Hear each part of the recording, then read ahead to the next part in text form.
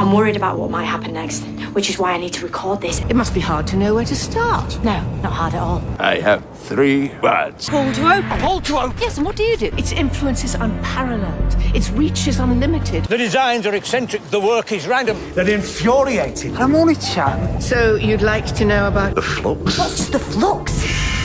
Just watch. Here come the drums! Carbonista, carbonista, carbonista, carbonista, carbonista, carbonista, carbonista. Hello! Hello, down boy, and hello, and welcome to Pull to Open, the only ongoing quest on your podcast dial to watch all of Doctor Who, every single story, even the very long ones, in entirely punishing random order.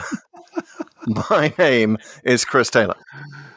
And I'm Pete Paschal, and wow, I'm exhausted just listening to you about all the anguish you've been through. Oh, my goodness. Yeah, but folks, we're back. We're back. It's actually been a few weeks since Chris and I have been able to get together here and pull apart an episode of Doctor Who fully.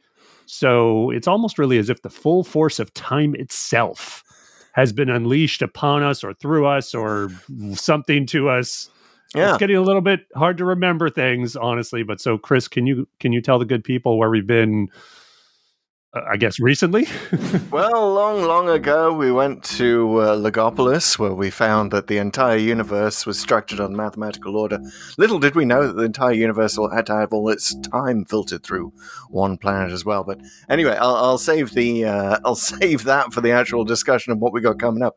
3 stories ago, our most recent 2 trips to the Tom Baker era were 3 stories ago and 2 stories ago, where we had the brain of Morbius. That's right, 3 stories ago we went to the story that inspired Chris Chibnall to create the Timeless Child, and there may perhaps have been some foreshadowing there. By the way, there was also some foreshadowing in The Reign of Terror, where there was mention of eclipse. You remember this? No. Yes, where there was the Doctor used mention of an eclipse to fool the overseer that he encounters on the road to Paris. Oh, wow. Yes. Well, they loved eclipses back in season 1 because it was all really about in the Aztecs. I thought that's where you were going. Yes, we did the Aztecs, and there was an eclipse mentioned in that. Sorry, but yes, also Brain of Morbius inspired Chris Chibnall with How Many Lives Did You Have, Doctor?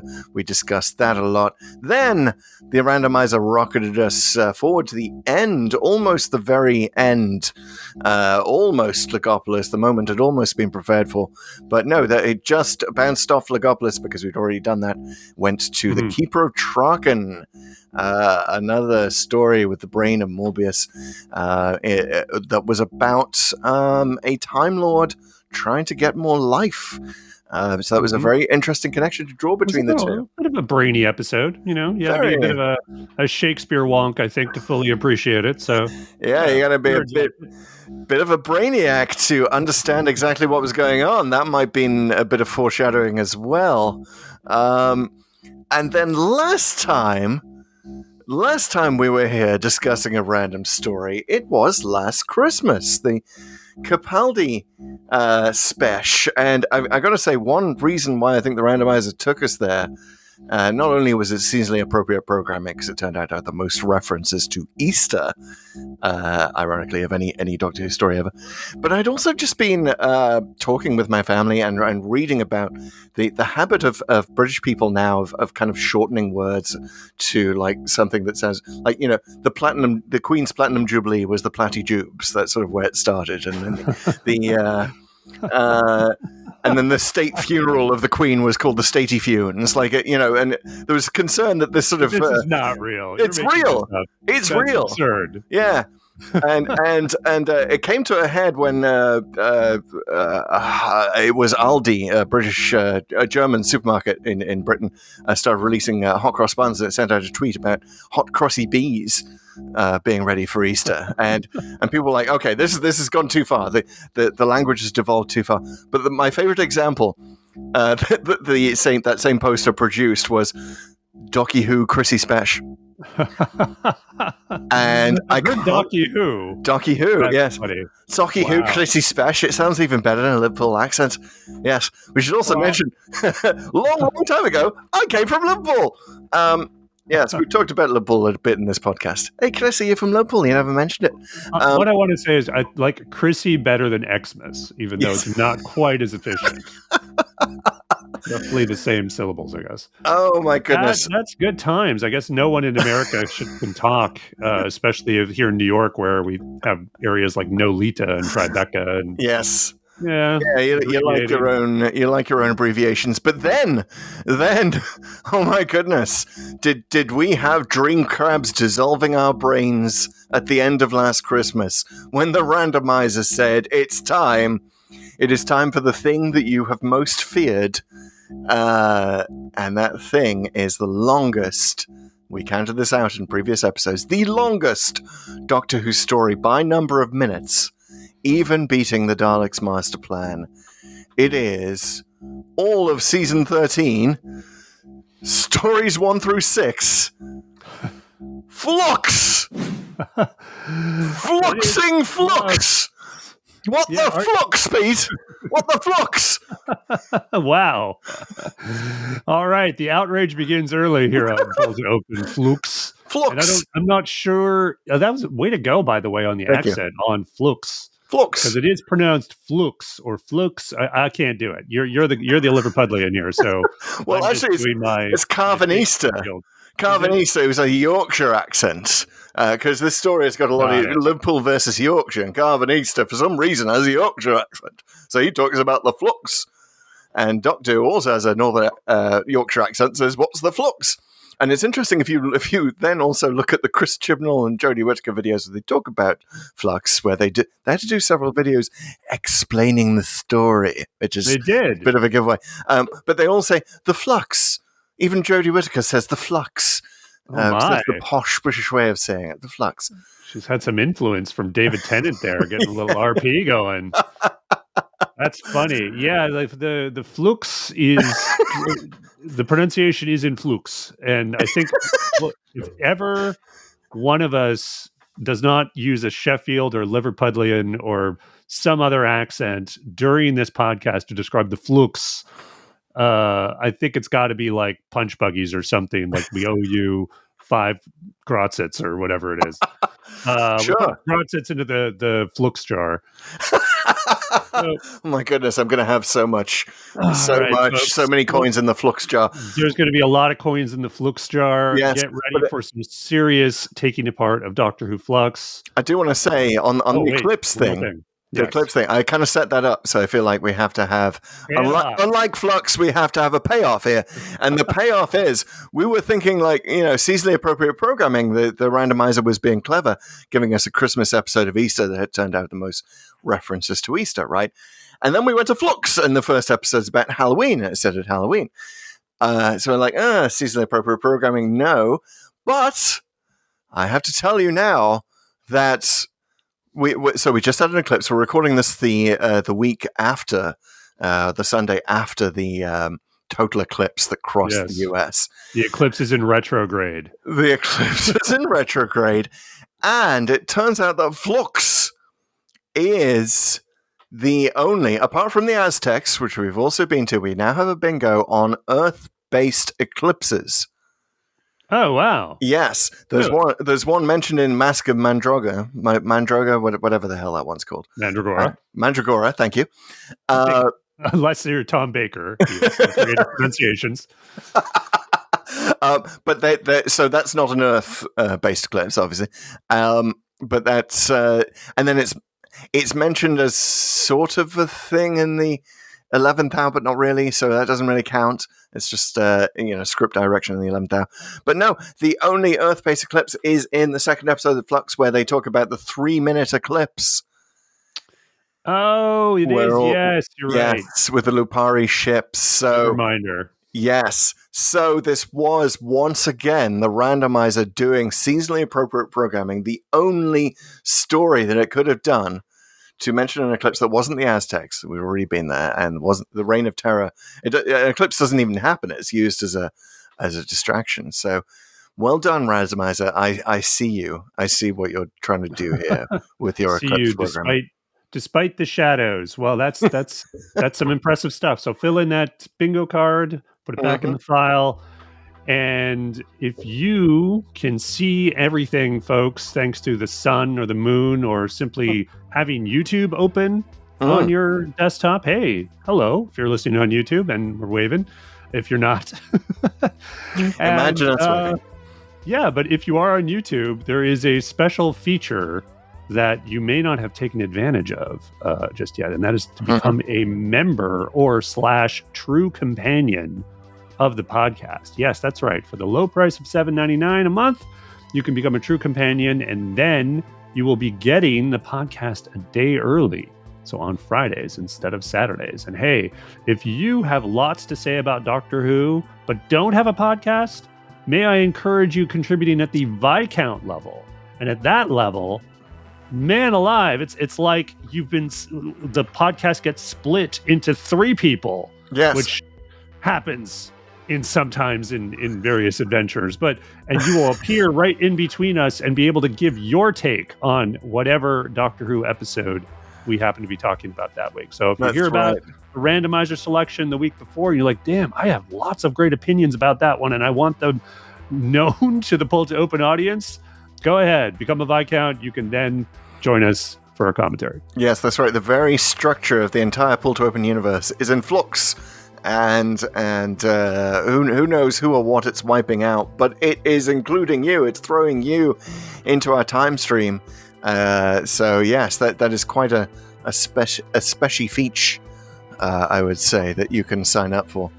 All right. Speaking of throwing people into things, I think I hear oh no, that might be the Whomoji challenge. Is it though? Is it really?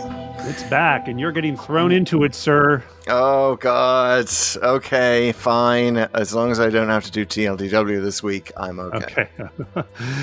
Don't you gloat now. Don't start that early. No, that's right. This is the part of the program where I get to torture Chris by describing emojis, and those emojis correspond to a specific Doctor Who story title, and he's got to guess that title based on my descriptions and perhaps a little something I paste in the chat. Yes, and quite a few hints. All right. So this comes to us. It's from JC17 Ace on Patreon. He gave us a whole bunch in these verbose emoji styles. There are many emojis in these, although this one isn't as much as the normal ones, the ones that we had the last couple of tries. Anyway, I'll just get it going. Are you ready, sir? Sure. Yeah, let's do it. I wasn't ready for Flux. I'm not ready for this, but hell, we had to plunge into that, so let's plunge into this. Okay. So, this one's interesting. And I'm just going to say there's a backup if you don't get it. Okay. so, in other words, there's 2 sets of emojis for the same title. So we'll see if you got the first one, and if you don't get it, you'll get a second go at the second set. I was thinking you were saying there was a backup me in case I don't get this, which and great. Bring them on. Okay. All right. I'm ready. Here we go. 4 emojis. First emoji, bus. Okay. Second emoji, 3 musical notes. Third emoji, megaphone. Fourth emoji, bee. Which is to say the insect bee. Crap.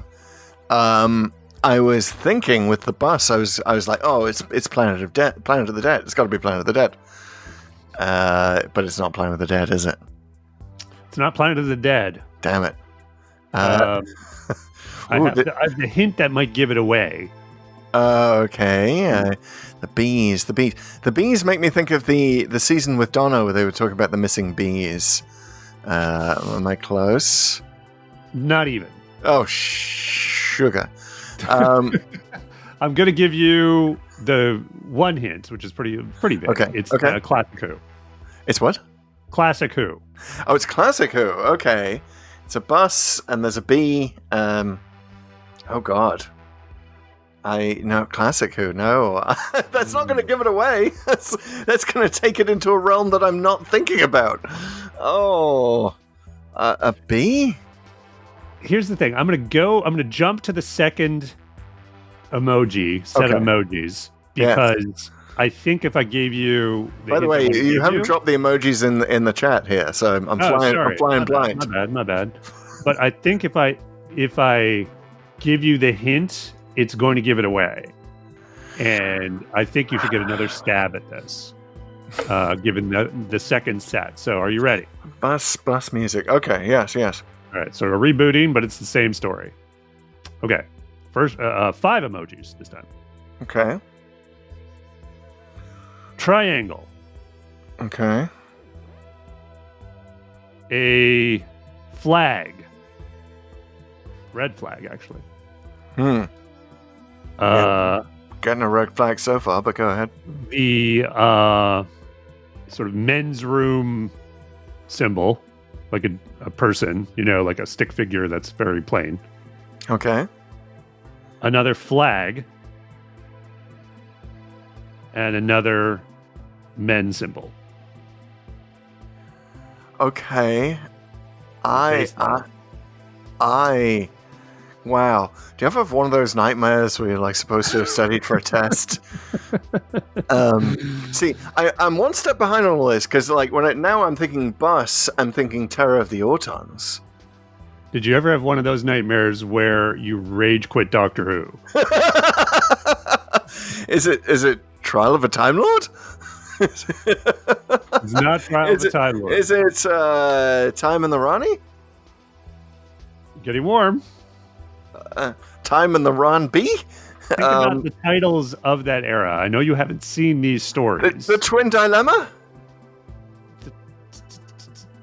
It's not the Twin Dilemma. Oh, rage quitting. Think about the triangle and what does a triangle sometimes mean in science. Oh God, I didn't do very well at science. So. Or math. Or math. I can't remember what is it. It's like equals to, or oh God, no. Good so God. You're saying it's a McCoy, basically. Yes. Okay. Well, then I don't feel quite so bad. So it's got to be a McCoy I haven't seen. Maybe it's Greatest Show in the Galaxy. Maybe it's I don't know. Is it Greatest Show in the Galaxy? Not Greatest Show in the Galaxy. Is it Paradise Towers? Not Paradise Towers. It's so close. I'm just throwing ideas out there. It's got to be early McCoy because that's right when I rage quit. What the hell was after Time in the Rani? I don't even know. Think of Greek letters. What's a Omega? No, the triangle. The Greek letter for a triangle? Alpha something. Alpha. What's another word for flag? Another word for flag? I don't know. This is. I'm totally in a nightmare right now, and I'm supposed to have studied for this test, and apparently I'm supposed to have studied math and science and Greek. And if I were waving a flag back and forth, on wherever, it could be in a band or in a battlefield or whatever have you. I'm battlefields, no. Waving the symbol of this group, which is a symbol of what group? If I have a flag that's representing the group, it's under the banner. Delta and the banner, man. Wow. Oh my God. We need some other sound effect there to represent. Guys, you need any kind of guidance on what getting through Flux was like. Yes. Yeah, we've just By the way, I just mispronounced it. Got to put some money in the jar. Flux. Okay. Flux. Okay. Let's flux out of this Whomoji challenge. By the way, thank you, JC17 Ace, for the pair of emojis on Delta and the Bannerman. They're definitive. Clearly. Okay, I'm enjoying the second set. The first set obviously has more to do with the plot. Well, you have to see it. Yeah, I have to see it. There's a bus in Delta and the Bannerman. Okay, wasn't there also? We'll get to when we get there. There was a Fifth Doctor story, I think, a Big Finish story that maybe included some reference Bees? to Delta and the Bannerman. No, Delta and the Bannerman. Maybe. I don't know. That's the only... I've only come at that story obliquely. There's Echo and the Bunnymen. Yeah. All right. Oh, Echo and the Bees. Cool. Man. Okay, moving on. Here I'm we good go. at this. Sorry, I'm not good at this. Well, you know who's good at things? Our listeners at rating our stories that we rate. And every time we give a rating to a story, which we do at the end of every podcast, we ask listeners to also give their rating, and we will report those ratings at a future podcast. By the way, you can do that on Spotify. Go ahead, open up your Spotify app. Even if you're listening on something else, go ahead, download it, create a burner account, swipe up from the screen, and you can actually give your vote on what Flux is even before we talk about it. And we will talk about that, your votes, in a future podcast, just like we're doing now for the Keeper of Traken. That's right. To remind you of the Keeper of Traken, I made it both a fixed point in time and a Lady Cassandra fixed point in time, because it's really one of the earlier shows that I remember watching as a kid. Lady Cassandra because it's pretty, but not necessarily a fully fleshed out plot, paper thin plot. Pretty, but not a hottie. And Pete, you said it was a Dalek, and the people agree with you. My goodness, do they agree? People are into it. I think it's just that final bit where Tony Ainley changes from graying, long-haired wig Tremas to, dark and semi-evil pantomime villain Master. It's like, oh, man. What a great little transition. What a great makeover. It's a Dalek moment. And I got to say, we did have fun with the ways in which Keeper of Traken is bad, which... Remember when we used to have fun with the ways in which Doctor Who was bad instead of preparing long rants about it? But yeah. So well done. The eyelid, the makeup, the eyelid makeup is kind of bad, but the rest of us, it's pretty good. Yeah, it's a fun well done. Adventure.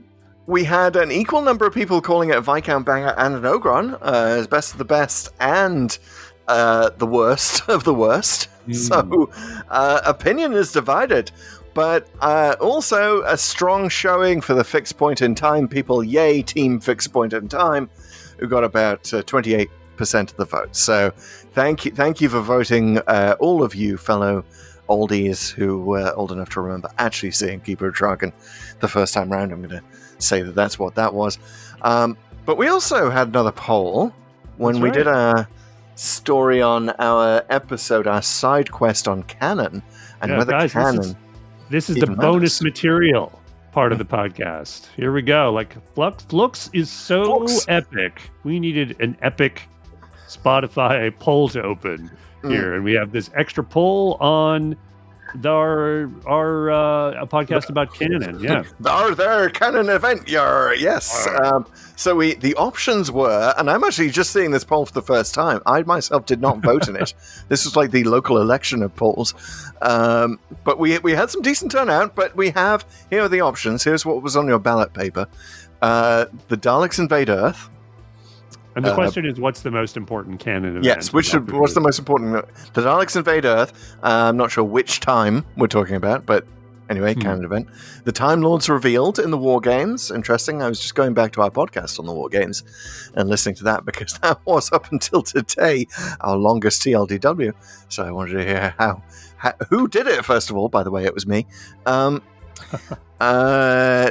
Time Lords revealed the Morbius Doctors.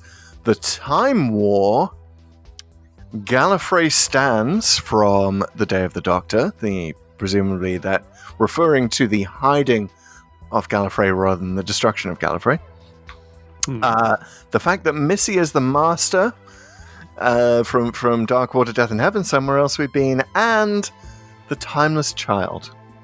And let's go in reverse order here, because nobody thought that either the Timeless Child or the Morbius Doctors that inspired the Timeless Child were the most important canon events. They were shut out. Yes. I'm feeling the revulsion here. Really, but also revulsion towards Gallifrey stands. Didn't love it. Didn't love Perhaps- Gallifrey Sins. I think maybe yeah. they're just including that in the Time War. I don't know. Maybe this was the Yeah. category were great. Because Maybe they were looking for the no more Yeah. option, and they didn't realize that it was called Gallifrey Stands. There you go. So Missy is the Master had an okay showing with a little bit of the votes. But far and away, the winner of this poll, beating out everything, including the Daleks Invade Earth, which got a little bit of love, and the Time Lords Revealed, which got even more. Got the silver medal. The Time War just is basically everything else combined. Yes. The It's Time huge. War, the most important canon event in Doctor Who history, and I would argue the best.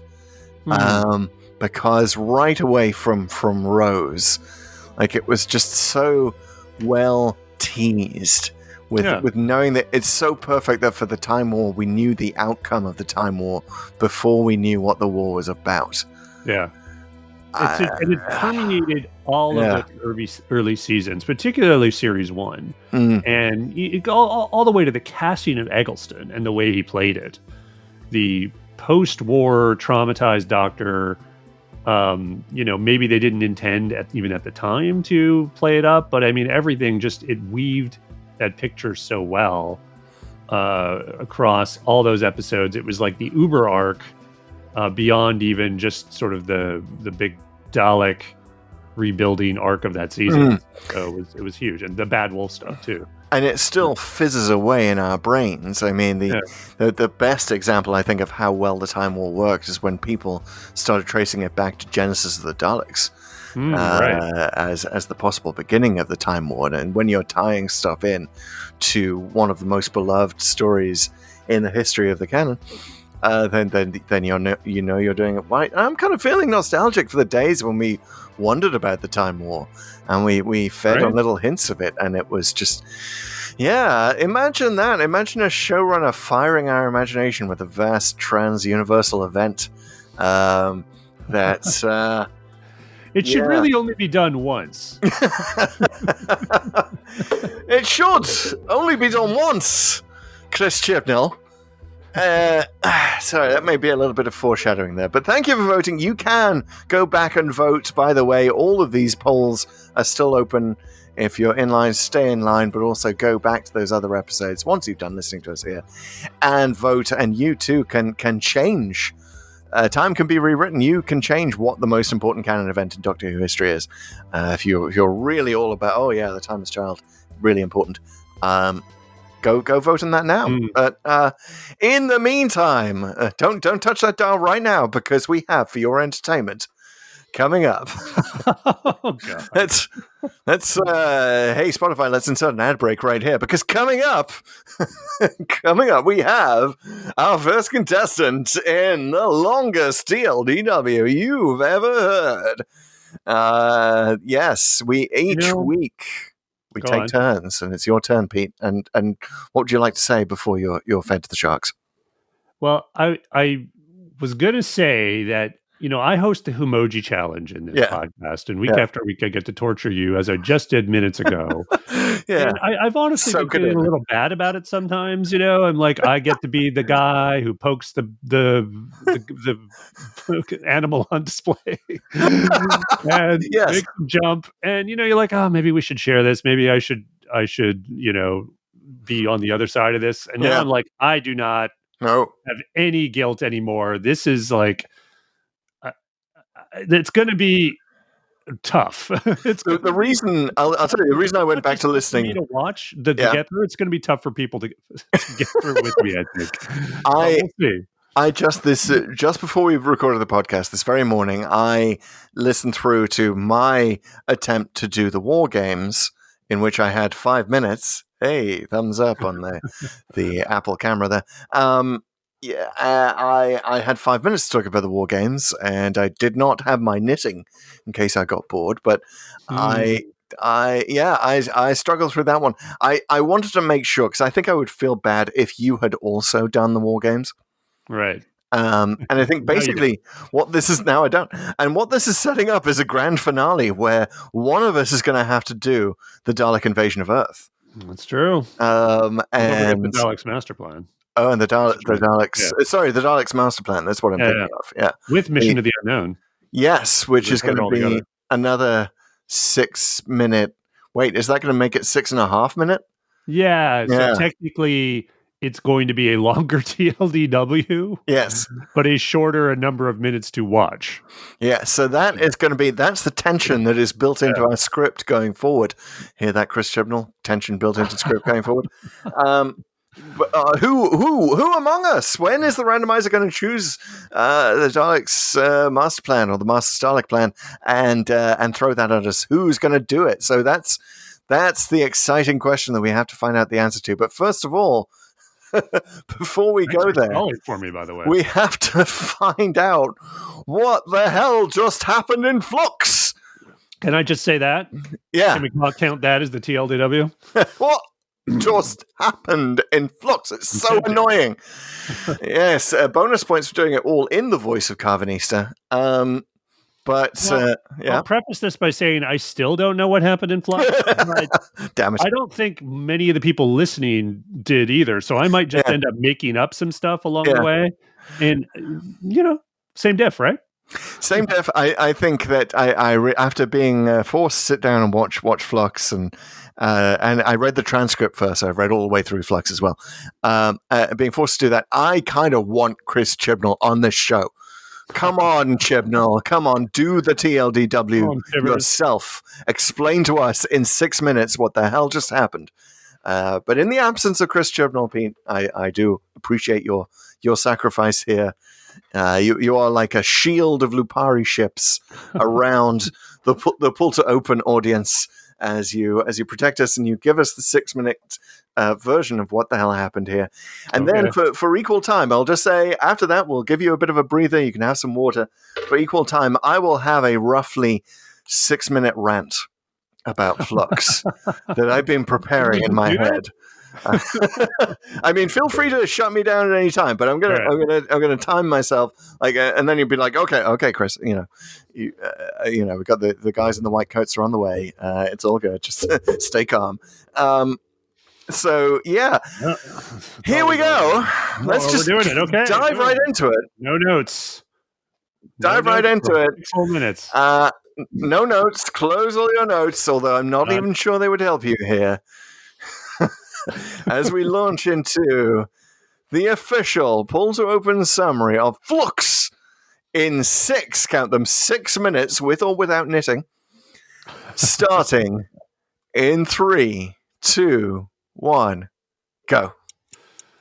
The Doctor and Yaz are in trouble. They are about to be killed by a death trap, basically, by some guy named Carvanista. But they escape and they vow to chase him down. But Carvanista's on his way to Earth, and what he's really there to do is pick up a guy named Dan Lewis, because Carvanista is part of a race called the Lupari, and they're there to protect the human race from something called the Flux. What's the Flux? Well, we're not sure, but it's actually this weird field of antimatter, weirdness. I don't know. It's destroying all kinds of things. So what happens is Carvanista takes him on board. The Doctor and Yaz come and rescue him. But what's happening now is that the Flux is coming to Earth, and they need to protect the Earth. And the Doctor comes up with this idea to get all the Lupari ships, and there's billions of them, one Lupari for every human, and sort of protect the Earth. But there's these weird guys called the Ravagers that have been in prison since the beginning of time, and they can disintegrate people with a touch, and they're somehow involved. There's also the Sontarans. So when the Doctor tries to stop the Flux by unleashing vortex energy in it, they get thrown back in time, and now the Sontarans are strangely in history, and they have actually invaded the Crimea. They're the Crimeans, they're the bad guys fighting the British in the Crimean War. This makes no sense because the Sontarans are trying to conquer all of Earth history, and this is their trial version of that. And the Doctor and everyone tries to stop them, but the Yaz and Dan get thrown into the future, and Yaz is now on this place. It's the planet Time, and is in a temple of Atropos. But Dan is now in present day and somehow communicates with the Doctor, works with her to destroy the Sontarans in the future, which have invaded Earth. But they're all gone now because they got blown up, and then history is reset.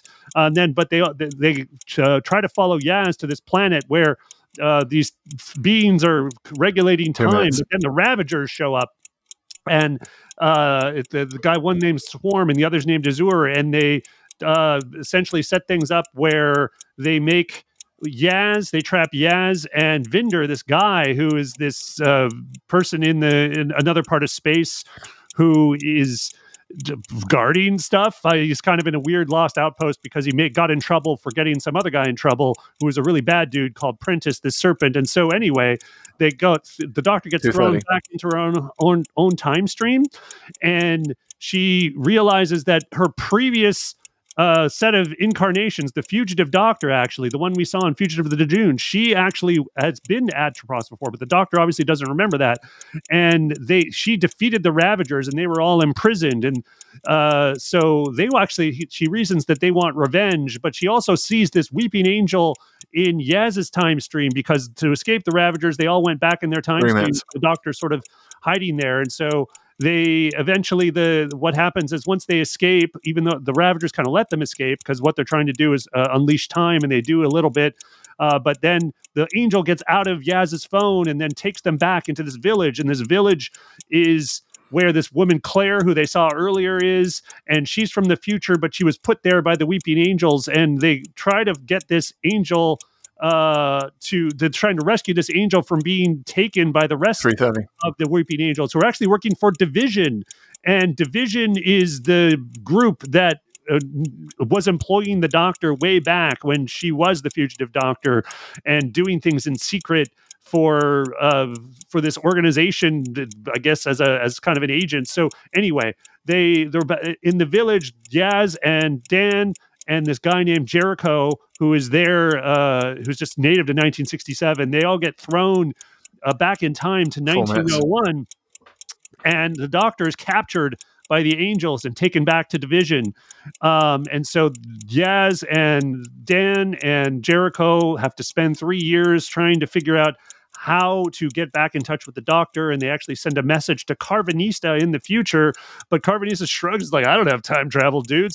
But they end up encountering this guy underneath the tunnels of Liverpool who has he's built these tunnels, and they are sort of these time doors to various places. And so this is a way they can kind of like get back in touch with the doctor. In the meantime, this guy, Prentice, the Grand Serpent, while the Flux has destroyed vast amounts of the cosmos, he has placed himself in Unit throughout Unit's history and has been manipulating it so that he can shut it down, so there's no defense against the Sontarans, who are now taking a second attempt at conquering Earth, because now it's strategically important because the Lipari have figured out how to shield it from the Flux. So the Sontarans use that to rebuild their own empire and kill the Daleks and the Cybermen by luring them there under the guise of protection, but actually has secretly betray them.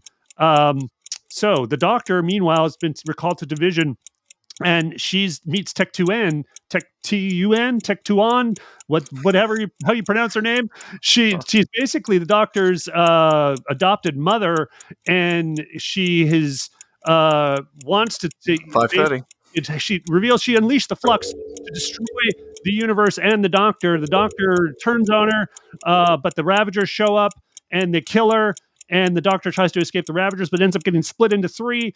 Goes back to help Dan and Yaz and Jericho. Jericho dies, but they end up luring the Daleks and the Cybermen fleets, and the Sontarans all get destroyed.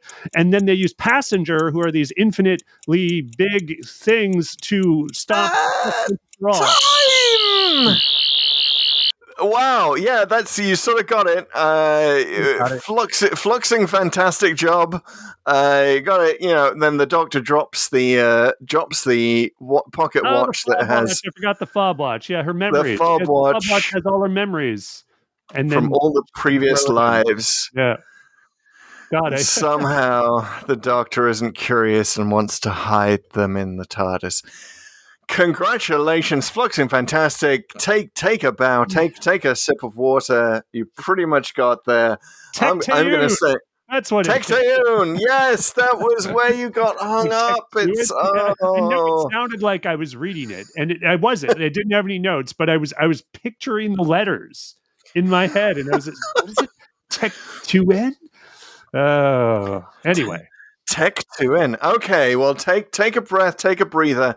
Okay, yeah. I have a 2-part rant, and I don't want to get off on a rant here, but I am, because I feel like a good place to start here is to go back to my journalism school training, where my professor at journalism school, a guy named Michael Shapiro, shout out to Professor Shapiro, did this deadline drill with us one time where, we had to sort of put this story together from its constituent parts and pretend to talk to city officials. The story was about, like open graves being discovered, like a pet cemetery, basically. It was a really grisly story. And we were all like trying to figure out, like, what's the lead? He kept asking us, what's the lead? What's the lead? What's the lead? And finally I said, dead dogs. And he just went around the class the next 10 minutes as we were typing the story up, shouting, dead dogs. So that's where I want to start my rant on Flux, which is with dead dogs. We see 7 billion, or where we don't see, a genocide, a dog genocide takes place in Flux, right? And it's barely even mentioned. Lupari all died. The Lupari all killed in their massive shields that they're forming around the Earth.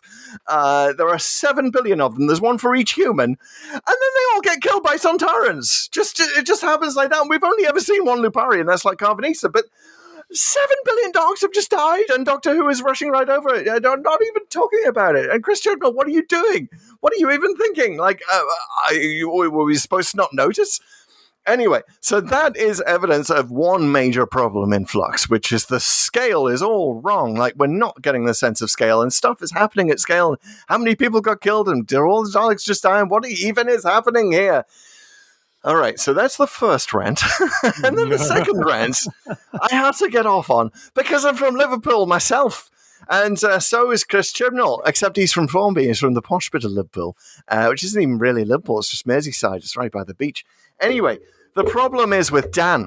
Dan, I would love to like Dan, because I like John Bishop. He's a great British comedian. He's very famous. You go look at all his videos. He's on the Graham Norton show a lot. He's a fabulous bloke. And here he is in Doctor Who. And do you know what, Pete? He's the first Doctor Who companion who doesn't have a job. He doesn't have it. Like, we don't know what his freaking job is. Di asks him at one. Di says at one point, she says, "You got a trade, lad. Do that." When he wants to guide people at the museum in Liverpool, and he says, "I'm good at this." Which I'm going to keep saying I'm good at this, because it's also in the Evil Dan meme. We'll get there. But because of this, Pete, I went on a rabbit hole. I looked into every single companion in Doctor Who, every other companion in Doctor Who other than Dan. You know what their job is. Either you know what their job is, or they are underage. They're an orphan. Romana's okay, so she's like a time lady of leisure, but she has assignments to look after the Doctor, and then are you clearly she's on after Melker as Nissa's job? Melker looker. Yeah. Yes. I mean, at least we know what she is. She's scientist, right? Right. We have a one-word description for literally everyone. Ian and Barbara, teacher. Susan, pupil. Like, just keep going. Even if it's like Vicky and Vicky, it's Leela, warrior. I would say, very, very flat character. Yes, it was clear what she did. I'll give you very flat team structure, in Leela as well. But yeah, literally everyone, even like Stephen Taylor and Vicky, like they're colonists. You know what their job was. What's Dan's trade? What is his trade? And I only noticed this time, and it is the thing that unraveled all of Flux for me, and perhaps even all of Chris Chibnall. Dan is the key to Flux. Look at that. Dan is the key to or is the key to hating Flux. He's the key to tearing apart Flux, because I kept saying, "What's his trade? What's his trade?" Like, once I watched the Halloween Apocalypse, I was just so like, oh my God, why couldn't you just give him a damn trade? Because here's the thing, Dan is starving to death. Dan is literally starving. Adjusting the volume on my. I'm so sorry, Levelator. I'm so sorry. R.I.P. Levelator. I knew this was going to happen. What's his trade? Levelator? But it's so important that he not do his trade. Diane says, "You got a trade, lad. Do that." And he doesn't say anything. He just says, "I'm good at this. I'm good at show." And actually, he is quite good at showing people around the museum in Liverpool. Why not just make him a tour guide? What the hell, Alan? Like, if John Bishop has charisma, you'd totally hire him as a tour guide. He'd be an exhibit in himself. He's official Scouse, as he says. Scouse, by the way, slang for someone from Liverpool. I am the official Scouse of Pull to Open, which is why I'm ranting about this Scouse thing here. So it's such a smack in the face, the people of Liverpool, who have struggled with unemployment for many years, that their one bloke who represents them is just like, he doesn't have a job, but he also doesn't care about having a job, apparently. And like, if his dream is to be a guide at the Museum of Liverpool, why do we never? I mean, yes, he does it again. He talks about the Williamson tunnels at the end. But like, why don't we hear about that at any point in the middle? Like, it seems to be the defining feature of Dan. And we don't hear about it, and we don't get it, and like it's all of a piece with like, why is he even interested in Di? And he's just such a flat character. And I will finally end my rant by bringing in the Evil Dan meme, which if you haven't seen it, Google Evil Dan. And what they do is they take the events. I'm Googling it. There we go. They take the events of the Halloween apocalypse and they make it look like Dan is stealing candy from kids. He's like, they sort of run the tape backwards, and it's like he's taking candy out of their trick or treat bags, and he's just goes, "I'm good at this. I'll take a couple of those for later. Go on, be off with yours." So it's clever editing, but the reason it works is that Dan is such a two-dimensional cutout that you can just they take his way too saccharine thing that he says at the start, which is supposed to be him as a character, which is what's the point of being alive if it's not to make others happy? Which is just like, okay, make that come out of his mouth at the end when he's had an arc, when he's learned something, but not at the beginning. Wow. So in the like Evil Dan, okay, go on. yeah.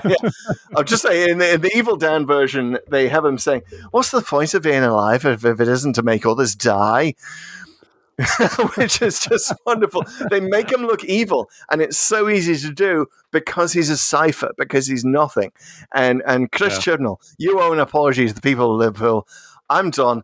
That was a 7.5-minute rant. Thank you, everyone. I'm out of here. Good night. Wow. All right. Good stuff. We gotta get a way to skip right to that or through that. I forget which. But no, I totally get it. Yes, there are some things that are extremely frustrating about Flux. 2D, like, I mean, it's unreal. Like, some of the things that infuriate the crap out of you. That said, it has moments. It has not more than just moments. It has ambition, and it has everyone buying into it, probably because they have to. But there is a lot of great performances. Yes. There are a lot of great sets. There's a lot of just fun to be had in many spots in Flux. But as a Doctor Who story, it is certainly not the best. It's far from the best. And it just makes some really, really confusing calls that just did not have to happen. And I think some of them are confusing as to why they did it, but honestly, I think it's just laziness, on some level. Like, there's just things they did not fill in. And when they say they, I want to be clear, we're talking about Chris Chibnall. We're just talking about one guy. And I do want to make clear, like, I feel bad that, like, maybe someday one crew member who worked on season 13 is going to be listening to this and they'll be like, oh God, they hate our work. No, we loved it. It was beautiful. Everything about the way that Flux looks is gorgeous. Yeah. It was really well, and especially during a pandemic to pull that off. Are you kidding me? Like this, what an amazing effort! I'll start just to give it concrete. I want to point out one, which is the design of the Ravagers. Yes, I thought their costumes and makeup were so good. You look at Swarm, and you're like, that's Skeletor. That's what Skeletor should look like in whatever live action Masters of the Universe. I'm sure there's been a few now, but I mean, you're just like, oh, wow. Yes. It's sort of asymmetrical crystals, the color, the performance. I want to get the actor. I forget. I don't have it open right now, but whoever played Swarm, we'll get it in a second. He was incredible. So, and his sister Azure, again, similar design, similar kind of look, but also, different and has her own thing. The passenger that they use, that was really cool looking. There's just so much gorgeous design and so much coolness that you almost overlook some of these flaws. And honestly, with lesser flaws, with more minor flaws, I would 100% overlook them. Yeah. But there are some really big things that should have been obvious. Do you know why? Because, here's the biggest thing I would point to. Still, what the hell is the flux? What's the flux? Like, what is it? Like, it's never really clear. Yes, they sort of answer it, but the problem is the answers and the way they show the answers are contradictory. Yes. The flux makes no sense. Sorry, I keep mispronouncing it. But flux. It's the flux. It's all right. We'll loop this. We'll fix this in post. We're gonna dub over every time you say flux. We'll dub it over with flux. Yeah, it's like it's right there in the title, Chris. Like Chris as in Chris Chibnall. Like you should figure out what this is and exactly how it works before you put it in the title or put it in your story. So the scale of the flux, just to go down this rabbit hole for a bit, is apparently universe ending. Right. Yeah. So it's destroying entire galaxies, presumably, or even superclusters. It's like the scale of this thing should be massive. Yet somehow, when they take Vinder back to his home planet or whatever, it's only just sort of burned a little bit of the surface. Like the atmosphere, the planet's still there, the atmosphere's still there. There's like the flux is leaving a lot of stuff. Like and well, wait a minute, what is it? And then they sort of actually describe later, it's antimatter.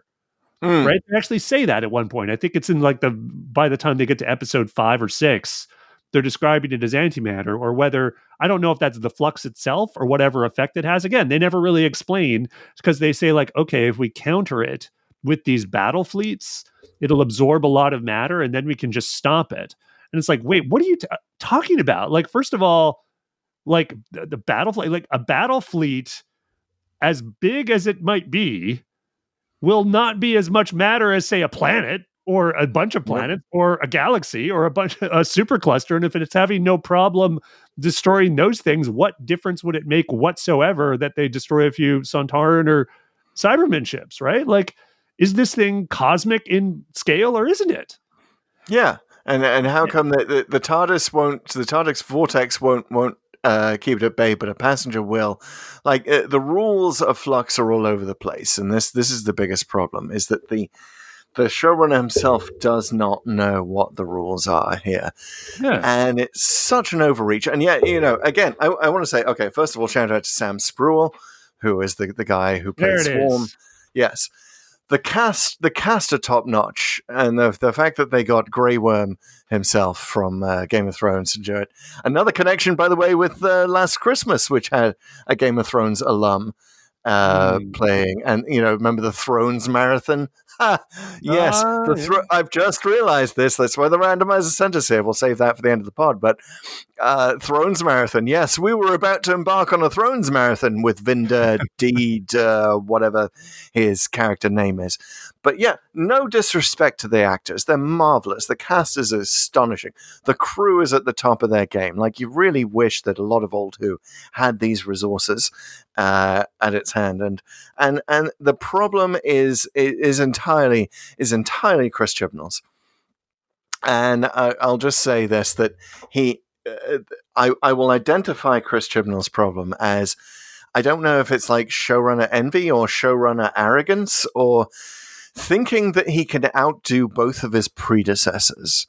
Like, one thing about Flux is it feels a lot like an RTD season closer. Like, it feels a lot kind of Journey's End-ish. When RTD would just go really big. I thought that especially in the end, in the final episode, where he got all of the main characters on board the TARDIS.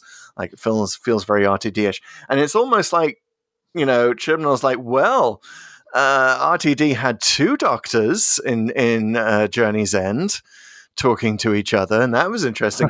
I'm gonna have 3. and it just, and he thinks and Moffat, meanwhile, he thinks, I think that's clearest in episode 5, where you have what is literally, I mean, you could say that all of Flux is a Shaggy Dog story, and I groan and roll my eyes to say that, but it's true, right?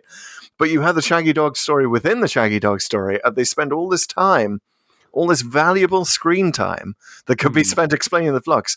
For our listeners, describe again what a Shaggy Dog story is. Shaggy Dog story. If you've not come across this, maybe just be a British phrase. It's the idea of a long ass story where the teller just winds around and around and around and around before finally coming to a joke that is just totally not supported. Well, not necessarily. It's not worth the wind up, right? So you talk about that as a Shaggy Dog story, and that's there's a lot of that going on. Yeah. But the Shaggy Dog story within the Shaggy Dog story is when they're all going to see the guru in Nepal, who, by the way, is an appalling Nepali guru, because he's trying to do a Mofty joke of like the guru doesn't get much gossip, so he's like, have you brought any gossip? And they're like, well, the telephone's been invented. He's like, why does that matter to me? I don't. So, okay, well, what does matter to you, dude? I don't. And then he's got 3 words for them: fetch your dog. So they spend all this time trying to paint a message next to the Great Wall of China. First of all, why? With how many buckets of paint? With 3 people? And this is taking you how long to make it visible from space? And why the Great Wall of China? And then Carvanista's like, I haven't got time travel, you idiot. And that's really annoying. Carvanista, by the way, I think is the most relatable, perhaps the only relatable character in Flux, because he keeps being annoyed. Yeah, well, I think we need to... it's kind of like when I was praising Swarm and then went into a rant about the Flux. I think we need to say something nice. Yes. And then say something not so nice. Something nice. So I think that's how we're going to try to balance this podcast, because it's inevitably we're going to rant about things. But yeah, agreed. Carvanista is pretty good. What he ends up being is pretty good. Sadly, they oversell him as a villain in the first scene, in the first actually the whole first episode to some extent. So like he's apparently put Yaz and the Doctor in this death trap in the first cold open. Yes.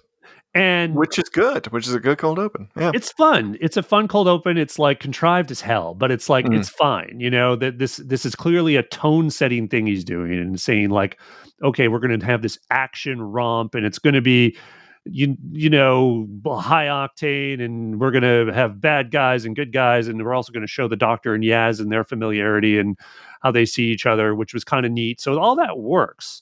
But the problems sort of start right away in that, like, is Carvanista a bad guy or a good guy? Like, why is I get he's sort of hyper violent. He's kind of almost like a guard dog who's just going to, bark at whoever. But the idea that he's like basically put them in this death trap, and was he just not sincere about it? Like, he knows the Doctor, as we figure out later, right? Like, they work together in Division. Also, like, he takes Dan prisoner and is just crazy violent about it, and like does the whole thing with destroying his house or whatever. And it's all this like, well, you're there to protect the guy. Like, what are you doing? Chibnall likes his reversals, and he thinks we're thinking about stuff that we're not thinking about. Like, Carvanista's a villain. I wonder if he's going to turn out to be a villain. Oh no, he's a fluffy dog. Oh, like that. That's what Chibnall thinks. All of a sudden with the Doctor and Yaz, it's like, oh, now that we've found out what you're really here for, Carvanista, it's totally okay that you put us in that death trap before, and we're going to trust you now. Yeah, it's similar to later on where Chibnall will spend an entire episode thinking that we care about Bell, or thinking that we care about who's Bell going to look for. Notably, this is the first time we've mentioned her in this entire podcast. Right? Why? Because she's super forgettable. She's not even really a character. Yeah, she's just a journey thing to tack on to Vinder's story. Yes, and we're supposed to care about like who is she looking for? Well, we don't. We don't just automatically care about anyone who has screen time, Chris Chibnall. They've got to want something to come alive. I can't believe I'm explaining to the former showrunner of Doctor Who. To come alive, characters have to want something. We have to know what they want. I just, as a palate cleanser last night, I know I've told you about. I've been showing. This friend who's new to Doctor Who, the Doctor Who's that the randomizer has thrown up, and to make up for showing this friend Flux, I had to throw in a palate cleanser, which we watched Moana. Okay. Which is great story. And you know what? You really care about Moana. You care about that character. Why? Because she's got an "I Want" song. It's how every musical gets you to care about someone. What do any of these characters want? And like, why do we even care? Like Belle, he's even holding. Like, yes, Belle is looking for someone, and Chris Chibnall's like, "Ooh, I'm going to hold back who it is. Bet you'll never know." We don't care. We don't care because like you're not making it specific. It's just and that the opening. Thank you for mentioning a cold open with Carvanista, because I think that is, yes, it is a tone setter. It also contains a lot of the problems with Flux, which is that there's a lot of sound and fury, and it covers up the good bits. So you might remember in that bit that the Doctor has these voice activated handcuffs, and she's yelling "release" at them. And she's like, "Oh, maybe I set these up while I was Scottish." Now, that's actually a clever joke that references the fact that Scottish people have problems with Alexa. Like this was a story on the BBC around about the same time that Alexa can't understand Scottish accents. Right? Bias in your Silicon Valley program there. Exactly. Not enough so stuff. It's actually pretty funny. And I don't know if you realize that the Doctor actually does 2 Scottish voices to try to open the cuffs. She tries to say "release" in the voice of Peter Capaldi, and then also tries it in the voice of Sylvester McCoy. But now, if you didn't notice that, it's no great shame, because that whole scene is like covered up with music. You can barely even tell that she's trying a Scottish accent. Yeah, because there's so much sound and fury going on. So one other thing in that scene that I will say sets the tone for Flux too, because I think you're right. I think a lot of the problems of Flux are there in microcosm. And I forgive my rant about this because I know some people will roll their eyes, but it's the stormtrooper aim. And it doesn't make sense because he's got a number of things. He's got the acid thing, and they're going to fall. And he's got these drones that are right there. They're literally like 10 or 20 feet away from them. And they're, presumably robots, which are drones, and they're only programmed to look at things and shoot at things, which you'd think they'd be pretty good at that. And as soon as they're free, the drones open fire, and they miss every time. Because of course they do, because it's stormtrooper aim. Now, I get it. You sometimes need to have, like you say, the sound and fury of an action scene, and you need people shooting, and it just, you have to resort to the last resort of like, wow, they just keep missing. And it's okay to do it once. It might be okay to do it a couple of times, but every single scene in Flux, and there are a lot of them, particularly with the Sontarans and the Cybermen and others, that they open fire on our main characters on a set that is actually relatively small and not really a lot of places to do things or whatever, and everyone misses. And it's like, at some point, you're just like, come on. Like, how am I supposed to take these villains seriously if they constantly are shown to be incompetent soldiers? Like, and there's even more to this, and I'll get on it when we talk more about the Sontarans. But in particular, the bit with Belle, who, again, we don't really care about at all. And we're just kind of following her because we have to, because the script is just spending so much time with her. She ends up on a cyber ship, or the cyber ship invades some other ship. I forget what it is, whatever. There's a hallway where Cybermen are coming down, and there's roughly like a half dozen of them, maybe more. And she has nothing other than her own guns, and the Cybermen are all armed, and she somehow takes them all down. Every single last one of them. And there's nothing mentioned about, like, is Belle like special ops? Is Belle like, is her gun like just incredible? Is she a sharpshooter? No, she's just someone. She's just this person who's Vinder's girlfriend or whatever. And somehow she could take out a whole cyber battalion.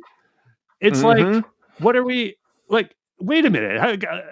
Come on, like these are like, are the Cybermen formidable or aren't they? Are the Sontarans formidable or aren't they? Like, you should be able to write something more interesting, or like, I get she has to survive. I get the story has to go on, but you could do more here than just have the villains be incompetent, because then I just can't take it seriously anymore. I think you're forgetting something here, Pete, which is that love is the only mission. Yes. Say something nice. I know. I feel. Quickly, say something nice about Flux. Oh, something nice about Flux. Flux. The Flux. I laughed at a few things. Like I like the idea. I like the vision. Okay, I'll say something nice about Chris Chibnall's ambition here, because I think too many showrunners play it safe with the Doctor's past and the Doctor's history, and I think going back into it is good. But and showing us the history of UNIT as if it were basically Hydra. You can definitely feel the influence of the MCU here when the MCU was good. There's even a mid-credit sequence here, which is very MCU-ish. I can't even remember which episode it's in. So I like that, and I like that he wants to play with all the toys in the toy box. He wants to throw in a weeping angel there. Now, that said, let me get back to the naughty step, because I think that it's a very cynical use of it, and you see it in the Halloween Apocalypse, where it's just like, oh, what, an angel now? And then on the Sontarans, but like Here's where I'll actually say something really nice, because I think the angels were fine. I think using the angels were one of the few things that were used really, really well throughout. Now, I wouldn't say every single thing around them within the story made a ton of sense. Like, for example, Claire comes up to them in the first episode and is like, knows them, but then she's sent back in time. But you kind of wonder, well, wait a minute, how did she know them? Because and maybe this is explained somehow and it just went over my head, like a lot of things in Flux, but she didn't meet them until they came to the village, which presumably was later, right? So how does she know who they are? But that said, I really liked this time around with Flux. I like the episode that improved the most for me on second watch was Once Upon Time. Yes. Because the first time I saw it, totally drunk. Not the episode you want to see when you're drunk. It was all just, what is even going on? I don't know. This is ridiculous. It just seems silly. And the whole idea of this planet called Time, and I wasn't really buying into that, and who the Mori are, et cetera, et cetera. All of it just was kind of nuts and too ambitious, and I just kind of dismissed a lot of it, I think. This time around, I really leaned forward. That was not substance enhanced or disabled in any way. And it actually really works. Again, you have to sort of take it on its own terms, which is it's doing all this crazy cosmic iconic stuff with time itself and these time flow people. But then you also remember, the Doctor's a Time Lord. She should be able to do something here. And then when they're sort of lost in their own time streams through the time storm, that I thought was very smartly put together by Chibnall, because it makes you care more about these vignettes in these people's lives by recasting everyone else as these other roles, which also makes it a bit of a mystery. Yeah. You're kind of trying to unpack what the Doctor's actually seeing and experiencing when she's back there. So even though I don't think this is the best episode of Flux, it's better than you remember. Yeah, the good thing about Once Upon a Time is that it does give you more headcanon, right? Your headcanon goes off when we've got the fugitive Doctor, plotting the siege of the temple. Right, with everyone else playing the sidekicks. That's nice. That's eerie. It's wonderfully eerie, and it's a good use of people bouncing around in time in that episode. Whereas the episode before, like they just take Dan and Yaz get taken away by the Flux just when it's sort of convenient for the plot, I guess. Taken away from the crowd. I'll come back to the convenient stuff, but I want to bring it back around real quick because I remember why I went down that path. We were talking about the angels, and I liked that there was this really weird, unusual thing happening with the time storm and them in their own time streams, which you kind of have to unpack. But then they add that other X factor of like, in Yaz's time stream, there's also an angel, which is kind of screwing up the thing that we're already not really fully versed on, right? Which again should be sounds bad, but actually works. Like there's this there's this weird X factor here on top of the weird thing going on. which they sort of pay off at the end. So I thought, yeah, that worked really well. And that obviously leads into Village of the Angels, which I'll be even nicer now. Like, this is a great episode, which, by perhaps not coincidentally, the only one not entirely written by Chris Chibnall. Mm-hmm. So, yeah, they do a great job of sort of crafting this smaller story, at least at the beginning, within this village.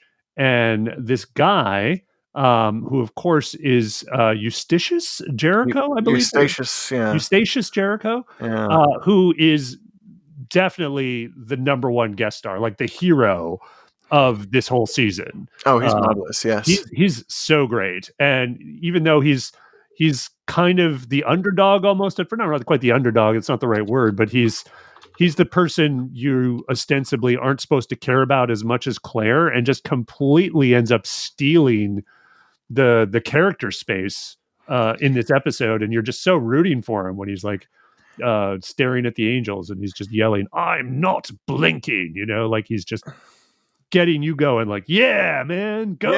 Yeah, don't blink, man. Yeah, he has that whole conversation with himself, with his own voice. It's nice that they give the angels a voice in this. Yeah, I've said something nice about the angels. There we go. I also say that I really did like Village of the Angels the first time around. And part of the reason that I've gone off so ranty on Flux is that it's one of those rare occasions where I sort of liked Flux overall the first time around, and now I'm realizing that a big part of that was like, oh, thank goodness he didn't unravel canon any further. I am altering the bargain. Pray I don't alter it any further, to use another franchise. But yeah, Kevin McNally is good. Let's say good things about him. He you probably know him from Pirates of the Caribbean. He's in Downton Abbey. Like, he's in a lot of British stuff. Famous actor. Really good get for Chibnall. Another example of like they've got top-notch talent on this. And he is perhaps like one of the few characters where you do know what he wants. Like, he's a scientist. He's he wants to understand this. And he's the character who skips over the whole I don't believe it, as the Doctor points out, like in the weirdest way. But yeah, so that's good. But I will say, okay, I'll counterbalance that with another rant, which is like the fact that the TARDIS is being weird, and the TARDIS is just like there are doors all over the place, and you can sort of kind of hand wave that away or whatever. You can sort of say that it's light comic relief, but the way that the Doctor doesn't really care, like it's just sort of mentioned half-heartedly, randomly in a few scenes, that the TARDIS is being weird, and the Doctor's just like, oh, hey ho. It's so random, and they just forget about it. It's so there's so many things to rant about in Flux I could rant, but honestly, I forgot about that. They just do it for the first episode or two, right? Mm-hmm. Just Halloween Apocalypse. I don't know, but it is. It's later on though. There are a few every time, like when Dan goes in, he's like, "There's supposed to be a door there," or something like that. Well, why not just use it in a story sense? Like you think that was like leading up to something, and they just sort of never pay it off. It's just, I guess it's just more emphasis that there's weirdness. It's like, and also like that. So going back to that cold open, like the fact that there's a mattress there conveniently for the Doctor and Yaz to land on, which you know that Chibnall just put that there for the thirsty Doctor and Yaz shippers. Like, let's have a scene with them on a mattress. It's just so, once you start to see Flux that way, you're like, oh god, this is so cynical. And the bring in unit is the same. And again, it's like, let's rewrite all of Unit's history while we're at it. And it's like, well, I didn't mind the unit stuff, and I thought those were some pretty good scenes. I liked seeing Prentice, or whatever his name is, the Grand Serpent, yes, just essentially manipulating the structure and how the organization sort of evolves over time, so that he's in charge by the end, which seems to be the whole plan, because he's going to sacrifice the planet to the Sontarans, et cetera, et cetera. Which is good, because I like that it wasn't. They grounded his motivation in something concrete and sort of threw back to earlier. I also like that, it's just an excuse to kind of have all these references. And again, the design is so good. They have all this 60s-esque stuff. There's that computer in the background on one of them, which looks like a little bit like the boss They make that reference to the corporal who's going to go far or whatever, which is clearly is going to be. Which wasn't he a colonel at the time? Actually, this why is did they call him a corporal? well at the time. Yeah. Like what time is that? It's 1967 because it's 1979 in the invasion when he's the brigadier. So it's like that would be 12 years later. If it's 1979. Yes, exactly. So I think that this you have to buy into the unit being the near future from when they were broadcast for that to work. But yeah, what I anyway, you could get into a little bit of nitpicking of this or that, but overall, I like the canvas that they were painting there.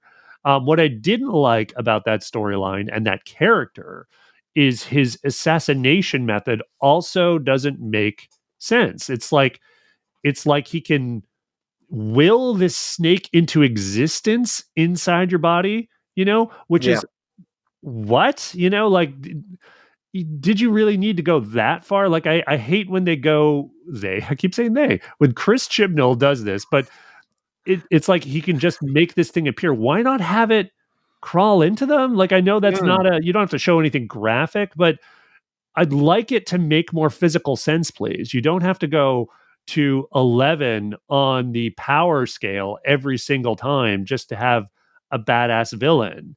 The same thing with Ravagers, who are a little too overpowered. Like, they can disintegrate anyone just by touching them. And sometimes not even not touching them. Like, there's that guy in the first episode who's lying in bed and just wakes up dying, but it looked like to me Swarm was still on the other side of the room. Yeah. So what, can you just think someone and destroy them? It's just there's too much going on that if you really have to make the individual parts make sense. And it is interesting that we come here. We recently went to Magician's Apprentice, Sorcerer's Apprentice Magicians, which is familiar.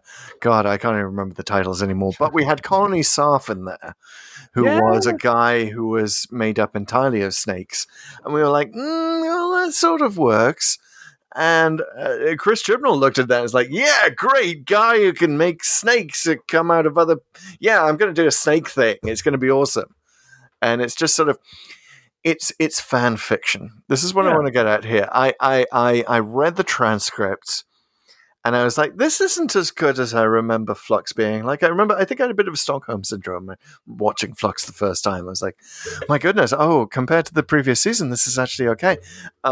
But reading the transcript, I was like, wow, this feels like fan fiction. And I think the reason it did, and maybe this is why the randomizer took us here, we'll get to that official reason later.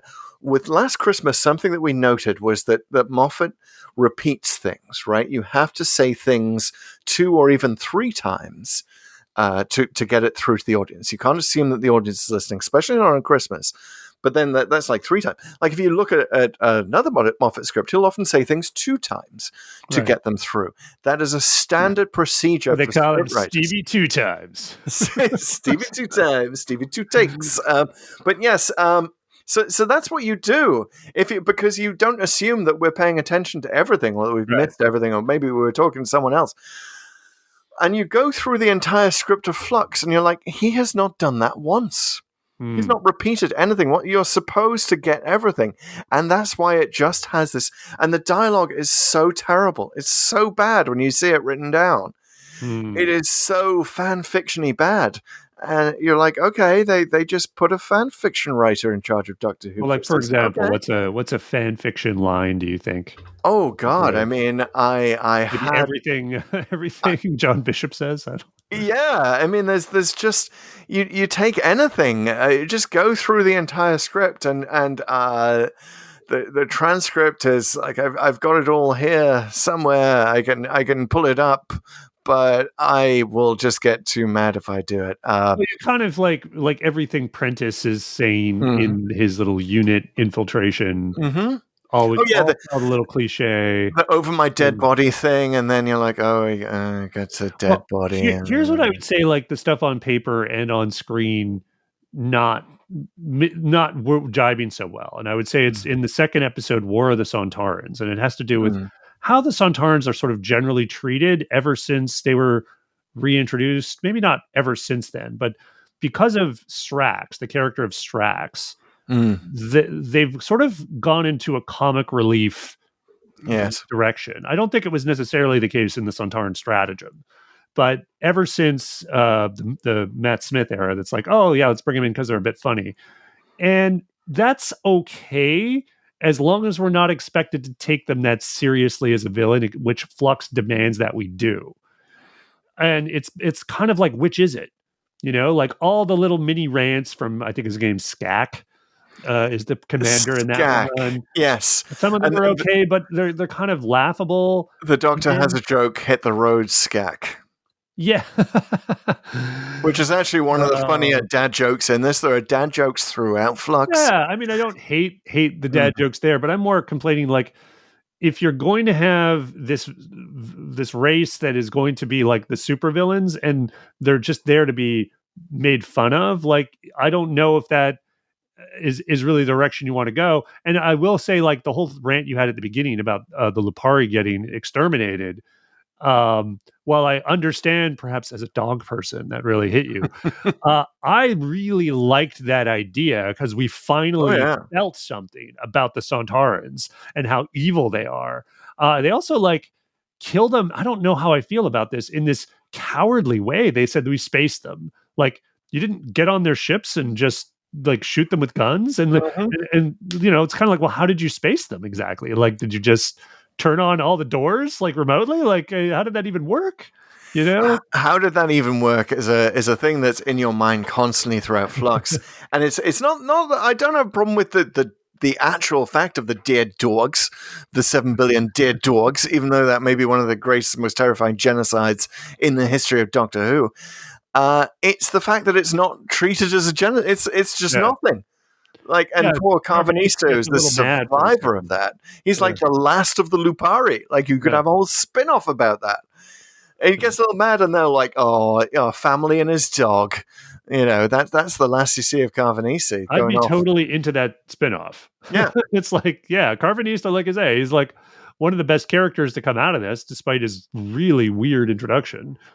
But yeah, the Sontarans as the villain, I actually think it's fine choice, like I say, because we've seen lots of Daleks, we've seen lots of Cybermen. Let's bring the Sontarans back. They did this whole redesign so that they're a little bit more like the classic series. But again, to have them bumble around and to have, again, overuse that probic vent to the point where you're like, how come they've never done anything about this weakness? Like, you're really thinking that throughout. And again, you kind of need weaknesses in your formidable villains, but this is overused. They just he keeps just slamming them on the back of with a walk. And they keep turning their backs to people, which also makes no sense. You just wouldn't do that. And Dan's going to walk right out of here with that wok. And by the way, it's not a wok. If it's got a single handle, it's a large frying pan or whatever. It's not a wok. A wok has handles on both sides. That's what a wok is. Oh, and on the whole thing about tempura command, like they keep talking about Japanese food. They've got a weird obsession with Japanese food. There you go. They keep talking about tempura command. Oh, really? Oh God, it's just The only time I think a lot of that work. Again, I don't mean to be mean to John Bishop. He's a very charming guy and does his thing, and he does it really well. But amazing comedian. I think mostly works when he's playing opposite Carvanista, like him as sort of the cop buddy with the barking dog. Yeah, not literally barking, but the sort of surly, always cross dog of his. I'd love to see that the Dan Carvanista cop buddy show, right? If they'd given that room to breathe. Okay, yeah, here's another opportunity to say something nice about Flux. If they'd given the Dan Carvanista relationship room to breathe, it could have been, and I reserve this, this, Pete, this is one of my highest points of praise, it could have been Douglas Adams-esque. It gave me a bit sort of Arthur Dent vibes, where the reason the Hitchhiker's Guide to the Galaxy works like crazy is because you're changing the scale of what's happening to Arthur Dent. Right, his house is getting knocked down to make way for a bypass.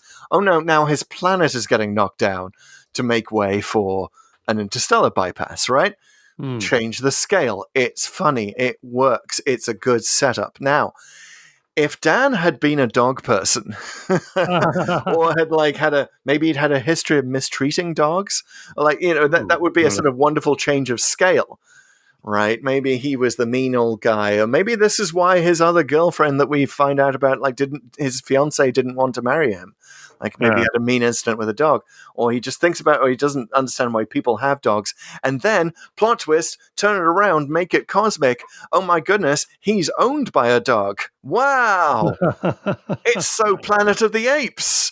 Like that, it had potential, right? Yeah. It had potential if you just leaned into it. Yes. So, leaning into the wrong things. Should we talk about Tecteun? yes. Speaking of leaning into the wrong things, yes. Yeah. Let's talk about the Doctor's mother being killed here, Well, and we okay, don't even notice. I will say, again, I want to say something nice, that if you're going to do the Timeless Child storyline, and he's obviously already done it, at least he's going to the logical Chekhov's gun here, which is to say, well, the Doctor's got to meet Tecteun at some point. And so he does it. And here it is. And it's a bit of a letdown. It's actually not as bad as I think a lot of other parts in Flux. Flux. And her character is definitely better defined than Belle and a lot of other characters. In that she is this very amoral scientist who just sees the universe as her experiment. And again, when in watching Flux this time, all at once, more or less, and sort of keeping track of it, and again, not being drunk, it's like, oh yeah, it all kind of makes more sense than I thought the first time. Not entirely, and there's all the rants that we just had, but the idea that, oh, now that the Doctor knows that she has this past, this is what has precipitated the Flux. This is what has created. She's basically like, okay, I'm going to introduce the Flux to destroy the universe and get the Doctor, because she's just going to be a thorn in the side of everything. She's never going to stop until she comes to get me. And I like that. I like that. It all sort of has to do with the Doctor on some level. And then she does the thing where she tries to turn her and like, oh, why don't you come join me and let's go to Universe 2? Right, which is where you came from. Yeah. Right. Yeah. And they have the little argument and like, basically the Doctor making the point about how bad she is.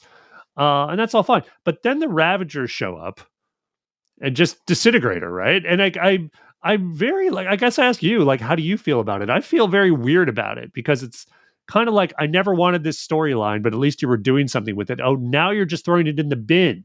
Yes. Like, why was it so easy to kill Tecteun?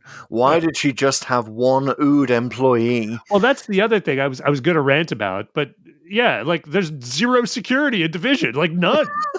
Like, what are you talking about? Like, you've got nothing?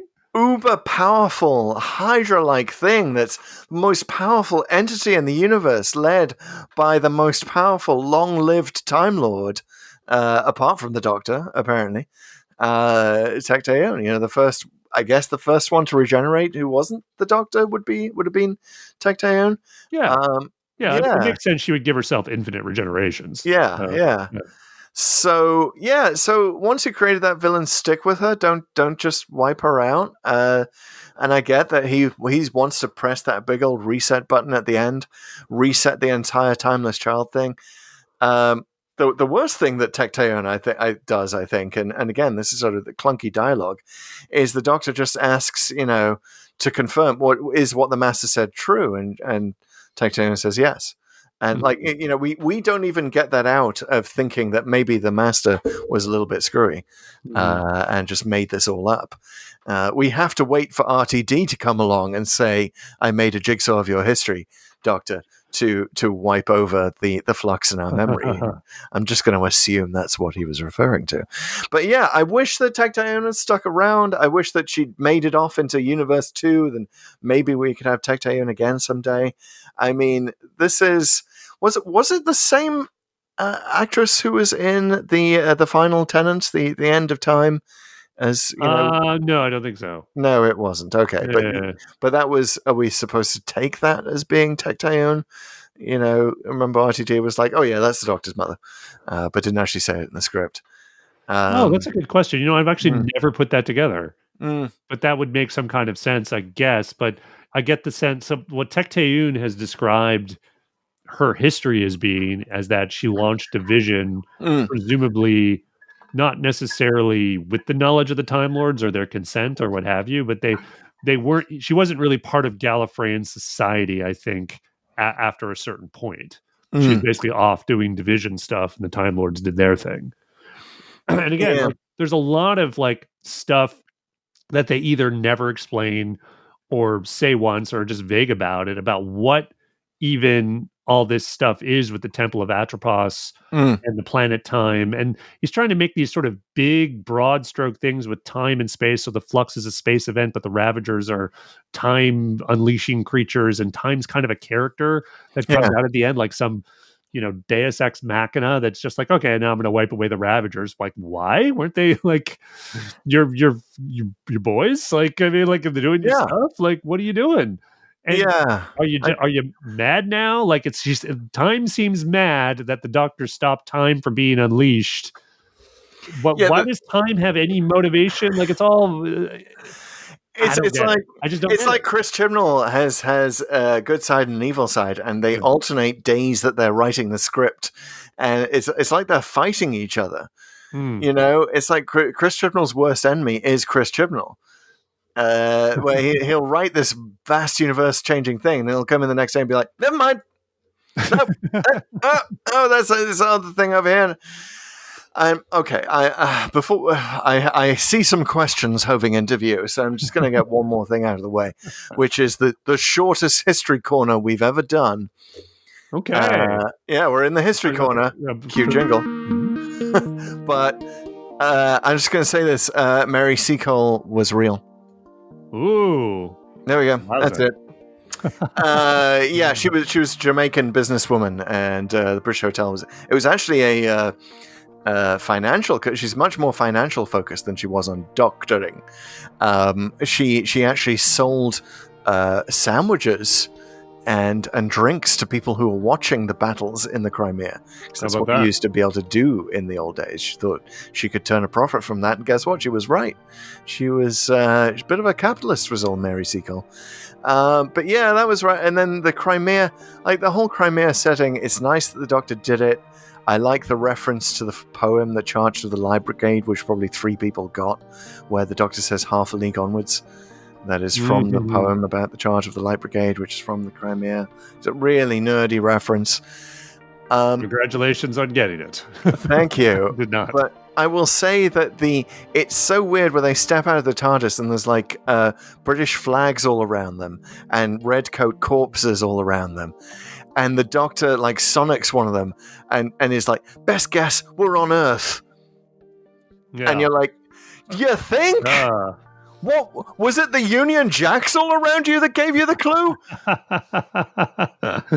How did you think? I mean, that must just been an early version of the script, or a classic Who-ish version of the set design had been done already before they saw the script, and just the two weren't talking to each other well, something like that. But yeah, it also just looks Earth-like. I mean, I know that all planets kind of do, and because it's Doctor Who and they shoot it on Earth, but.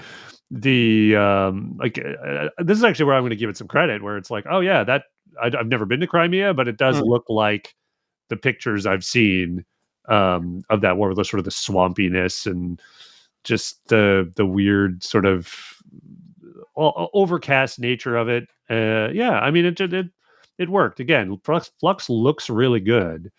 Has some decent ideas, and I like the idea. Let's go to the Crimean War because we just haven't.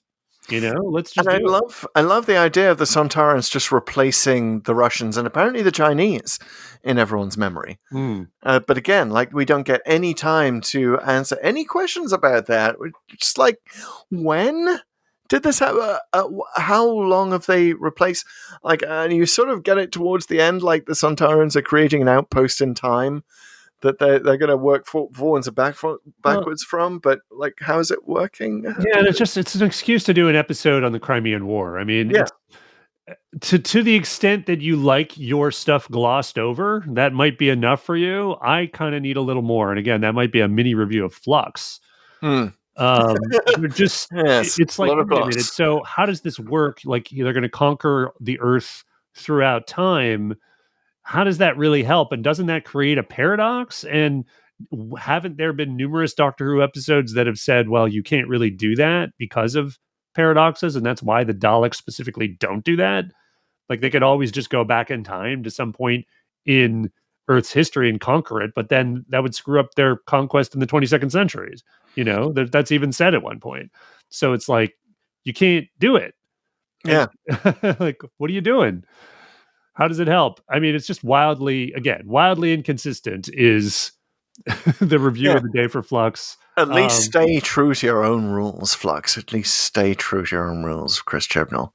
And just, Chris Chibnall wants to wrap up Chris Chibnall really bad. Well, I'm not sure if you knew what the rules were. He never really answered that question, but there are other questions that we need to answer about Flux. And those are, of course, the 4 questions to Doomsday. First question. Why did the randomizer take us here? Well, it's sort of been... It has been leading us up to this, I think, by taking us to 42.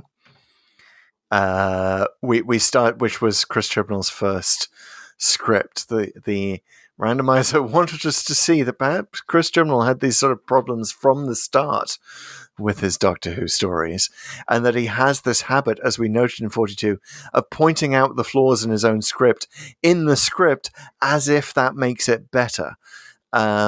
And there's a lot of that going on in Flux. There's a lot of, this is just a bad pub quiz. And a lot of it is out of the mouth of Carvanista saying, oh, God, you're just so annoying for thinking that you could do that. The randomizer wanted us to pay attention to Chris Chibnall. It wanted the seasonally appropriate Eclipse programming. It wanted to show the difference in scripts between the Doctor Who Chrissy Spesh and the pandemic-y Spesh. It wanted us to review Flux, and also the randomizer is just evil and it hates us. Yeah, that's probably it. Although it did give us Flux right when we had a couple weeks off, so it did give us slightly extra time. So there's that. Yeah, I don't have much more than that. I will say recently we did The Keeper of Traken, as we talked about earlier. So that kicks off a very high stakes in the Cosmos trilogy. Right. And the big echo here is that in Logopolis, there's the entropy field, which wipes out a good chunk of the universe. It does. And here the Flux does. How much of the universe is really left? I don't know. It's weird because there was also the reboot at the end of Series 5. So did that reboot it back to pre-Logopolis? I guess you can pick whatever you want, but again, it's all so wildly inconsistent. If the Flux is this massive thing that's wiping out big chunks of the cosmos, and it's coming to Earth, you have to think: did it get Saturn? Did it get Jupiter? Did it get Alpha Centauri? You think it would? So, you would think from this point on in Doctor Who, it's really a pivot point between our universe and theirs. What's left of the galaxy, even? Yeah, and it's interesting. Did you also get Terminus vibes when the Doctor shown a map of the entire universe at one point? Yeah. That's not it. That's too small. And they're like, it was because a lot of it's been wiped out. But yeah, just seeing a map of the whole universe is generally a bad idea, as we found out in Terminus. Changing lore for the entire universe. Also, Terminus showed us why you shouldn't do that. And there goes Chris Chibnall just running hell for leather into it. So I feel like we were taken to where we needed to be, and it was the end result of a lot of build-up, multi-year build-up by the randomizer to take us here. And yes, the Logopolis event, I noted that at the time, how weird it was, the planet of Traken gets swallowed up in Logopolis, and Nissa's looking at it oh, okay, well, guess there goes everyone I've ever known. Okay, I think she was in shock. It's all right. yeah. It's all right, Nissa. Sorry, Nissa. We got to move on because I feel like the next question is going to take a while to unpack, and that is, what if the evil plot had succeeded? That sound you just heard was my head hitting the microphone. That echoing noise. Well, as ever, we have to figure out whose evil plot, because there are a number of villains in Flux, all of which are slightly differently motivated. So there's Tecteun. Yes. Get that right on the first try someday. Hey. There's the Ravagers, the Sontarans, and the Grand Serpent. And I think that's more or less it. There's probably some other folks I'm not thinking of. You could argue Tar Carvanista, blah blah blah. But those are your main villains. So do you want to take them one at a time, or do you have a bigger answer? I do not have a big answer. I would say that I think that Tecteun is the big baddie here. Like you can certainly say that the angels don't have their own evil plot, right? They've been employed by Tecteun. So, right. Well, one of the better twists I will say in the whole thing is when the Ravagers do arrive at Division, and even though it's kind of silly how overpowered they are and how easily they kill Tecteun, I like the flip of who is the big bad. And if you're big bad, if they've been making it out to be Tecteun and now she's gone, that's a nice little like, oh, I don't know what's going to happen. So that was okay. So if Tecteun somehow gets the Doctor to join her in another universe, the universe that she came from. Ring doorbell, and essentially once the Ravagers show up, she gets the angels to. I mean, she has the angels working for her, for Christ's sake. Why doesn't she just call them in? Angels are good security. Stops the Ravagers, so her plan succeeds. The universe is destroyed. Maybe what I would see here is that the Doctor pretends to join her, but figures out a way to reboot Universe 2 in the same pattern as the first universe. So it's to say, does kind of a thing that they did at the end of Series 5, essentially recreating the entire universe, and got to destroy Division. You got to do that. Take Tecteun prisoner or something. I don't know what she's going to do. And then you'll get some comment from Dan about the Doctor being God.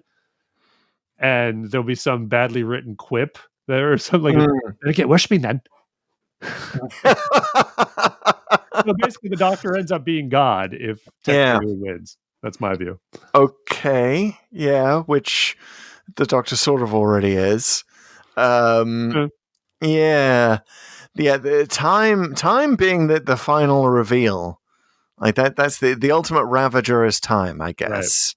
Right, so it is Time's evil plot ultimately in the end, because apparently Time has the power to just, the Ravagers kill Tecteun, and then the Time kills the Ravagers. So it is Time's evil plot ultimately in the end. And there is that point where Time could destroy the Doctor, right, and then chooses not to. And then warns her about the Master, which is like, and coming up, we've got a trailer for Power of the Doctor. So if Time's evil plot succeeds, the Time just decides to destroy the Doctor. That's it. Just snaps his fingers, their fingers, whatever Time's pronouns are. If you want to get really meta with it, and maybe this is Chibnall being so clever that we could never get it, is that like the Doctor will always live on. Time can't destroy the Doctor. It's this time will not ravage the Doctor. We're going to get to the 1,000-year anniversary of Doctor Who someday. It can't be done. Yes. Okay. Here's my dad joke for Flux. Time can be rewritten, and in this case, it really should have been. Script writing joke. Okay. So I think if Time / the Ravagers succeed, presumably Time is unleashed. They can then kill everyone at a massive scale, which was happening anyway. So I don't see why this makes a difference. I think then the only way to defeat Time, so to speak, is if you're a time-sensitive race like the Daleks or the Sontarans, because they can time travel. Yeah, the Sisterhood of Khan, maybe. Yeah, you can sort of see the Doctor creating some sort of alliance between all these races and build some defenses against Time itself, and then they sort of basically do another assault on Atropos somehow, and figuring that out. I don't know. That's because it seems a little less fun. It feels like the Master would come in at some point. Maybe the other regenerations of the Doctor would come in, and maybe you've got an alternate, centenary special. The Power of the Doctor is everyone trying to bring the Doctor back to life. after time has destroyed the Doctor. Ooh, there That you could have go. been a good ending, right? Actually, where we think we know where Flux is going, but like, oh god, we don't even care about this. It's going to be a happy ending, and then like, what? The Doctor was killed? What? Like now, that would be an interesting MCU kind of style thing to do, right? An Infinity War style. Ooh, the bad guys win. What? Mm. You know, like we would have all been hanging on that. So yeah, I wish the evil plot had succeeded. Time had destroyed the Doctor, and then the next instead of the so specials, well, the Eve of the Daleks was great, was pretty good. Instead of Legend of the Sea Devils, at least, let's have a double part Power of the Doctor, where the Doctor has to come back. Okay, well, we can talk about the Sontarans a little bit. Like you could say their evil maybe plot? their plot succeeds and they somehow dissipate the flux, and then they're basically in charge of whatever's left of the universe.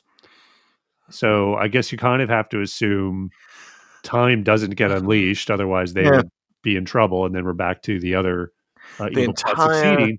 universe is converted into a chocolate factory. Basically, we have a massive scale Wonka. Right. Oh, I almost forgot about the chocolate thing. Yeah. How could we not mention the chocolate? Oh, that's right, because it doesn't amount to anything. It's stupid. And it's dumb. And it's just more fuel to the whole idea. Are we supposed to take this Sontaran seriously or not? Yeah. Yeah. That's definitely a case for not. Yeah, and if what the Sontarans really want is chocolate, maybe mention it before the final episode. Mm-hmm. Let me just throw that in somewhere. I'm sorry. I'm saying bad things about Flux again. Yeah, well, we're not balancing it out right. Anyway, if the Sontarans win, I think ultimately, because they've dissipated the flux, they'd have to eventually go head-to-head with Tecteun. And if they win, they would become the new division, and they would oversee both universes and turn them both into Sontaran empires, I guess. That's right. And then we got a universe full of Sontaran clones, all of whom cannot turn their back on each other. They're all sort of walking around like they're facing each other all the time, so they don't get hit on the back of the head. They should honestly be like the opposite of the Weeping Angels, if you think about it. They're just always never turning their back on people, yeah. Okay, the only other person is the Grand Serpent, which is sort of a stand-in for the Sontarans, except you have to think that his plan is to eventually betray them and take over essentially as the ruler of the universe or the new Tecteun or something. I just feel like this guy would just get bored of that, like really, really quickly. And would kind of do that and then retire as long as he thought he was safe to do so, and just do silly cat and mouse games, which seems to be the thing he likes to do the most, right? So he might, because Kate Stewart was the only person who ever bested him, he would do some fun little let's hunt Kate over and over again. Like a white bear scenario from Black Mirror. Just Kate keeps waking up and doesn't know where she is and keeps getting hunted. Yeah, I like that idea. I also like the idea that maybe he'd just settle down as head of unit, and like that's all he really wanted. He just wanted to build a giant Avengers Tower in the middle of London and set up unit there. But yeah, I guess this also means that the Celestial Toymaker wouldn't return, so unit gets to keep its big gun. Yeah. All right. Where did that gun, man? That funding came back with a vengeance. Really, right? Yeah. I do like that, even though Chris Chibnall isn't being internally consistent in Flux, he is at least being consistent with the part in another story where he said unit has lost its funding. Yeah, that is good. I got to say that they sort of explained it. It's a retcon. It's his own retcon, I think, because he clearly just wanted to not have unit in his Doctor Who until he changed his mind. Again, himself being his own antagonist as a writer.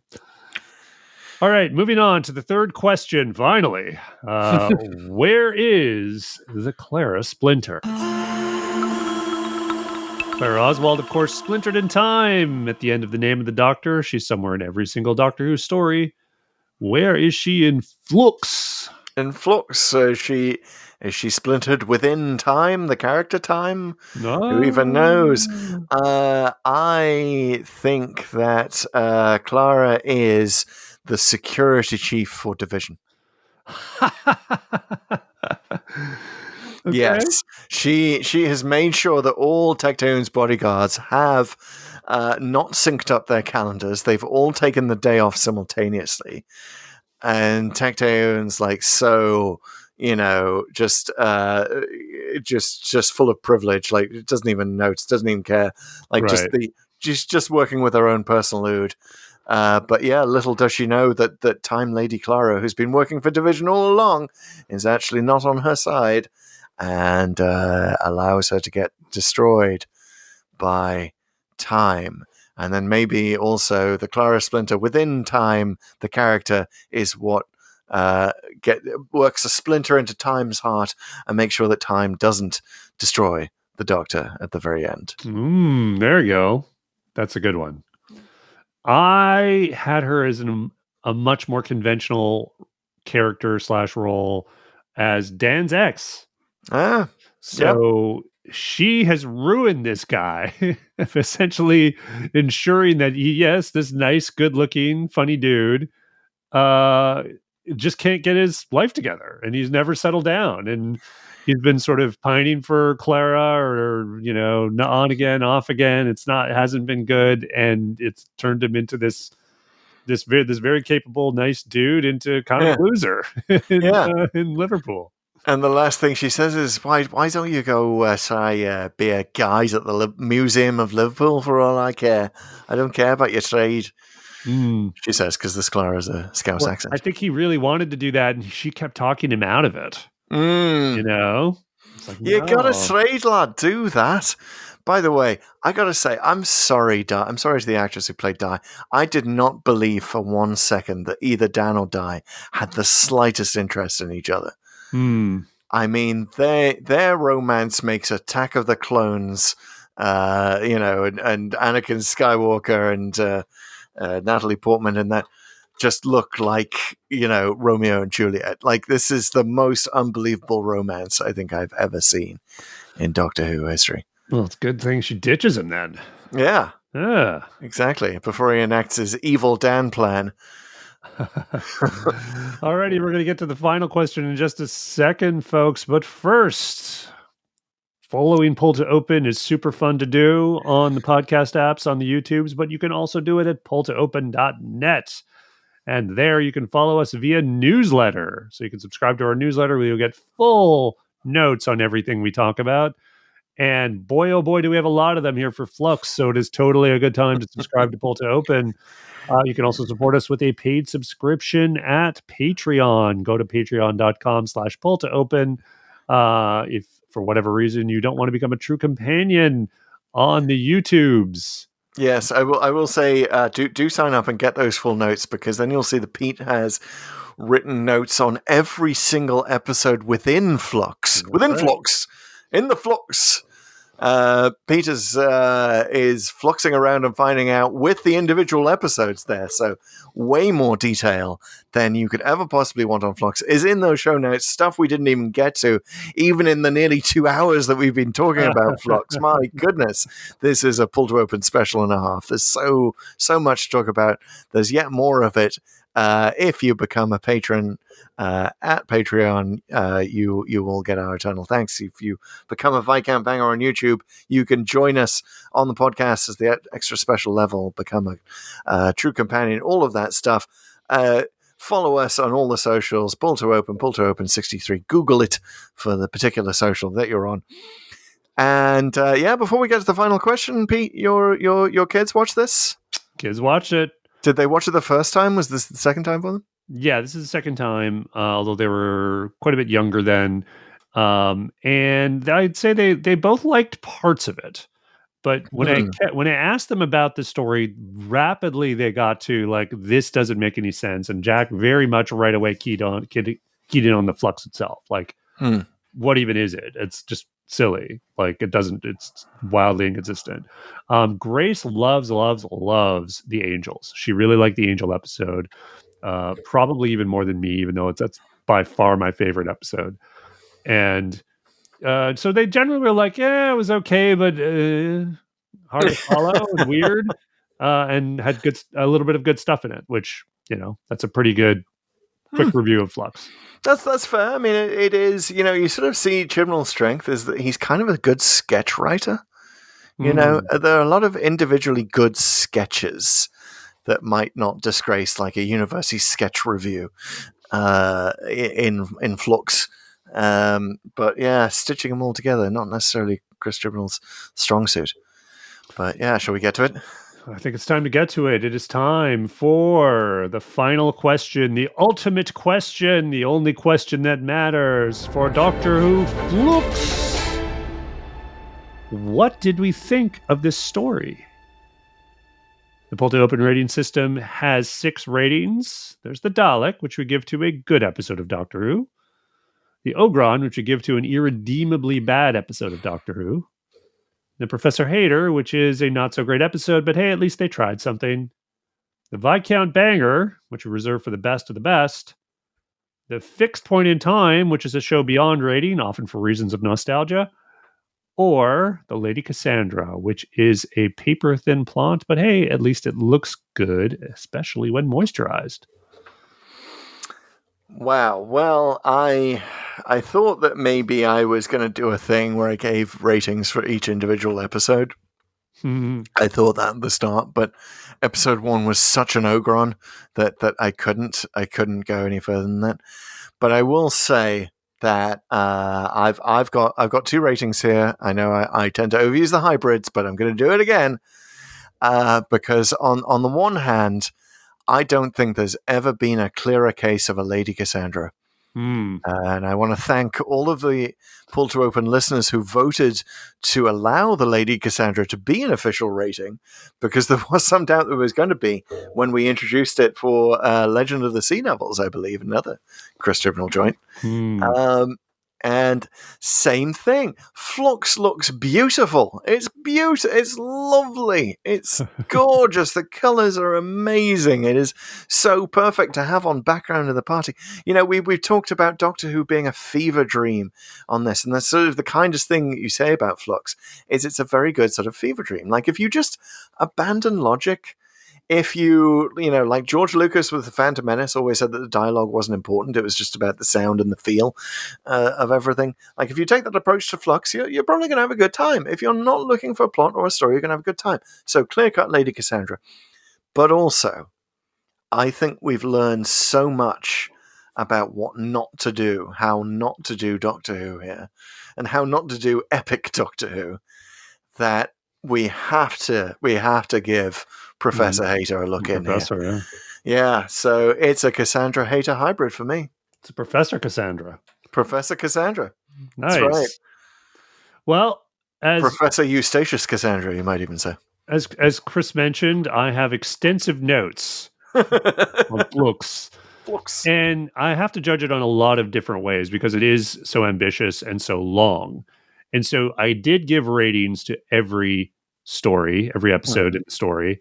And as I went into it, I sort of thought about, you know, what went wrong with Flux and Flux on not just which episodes worked and which didn't, but how did the overall thing work if you judge it on different merits? So here's what I mean by that. So I thought about how does Flux work as sort of 6 different kinds of stories. And again, this may or may not have much bearing on my final rating, but I do think it's worth the thought exercise. 1, how does Flux work as an action romp?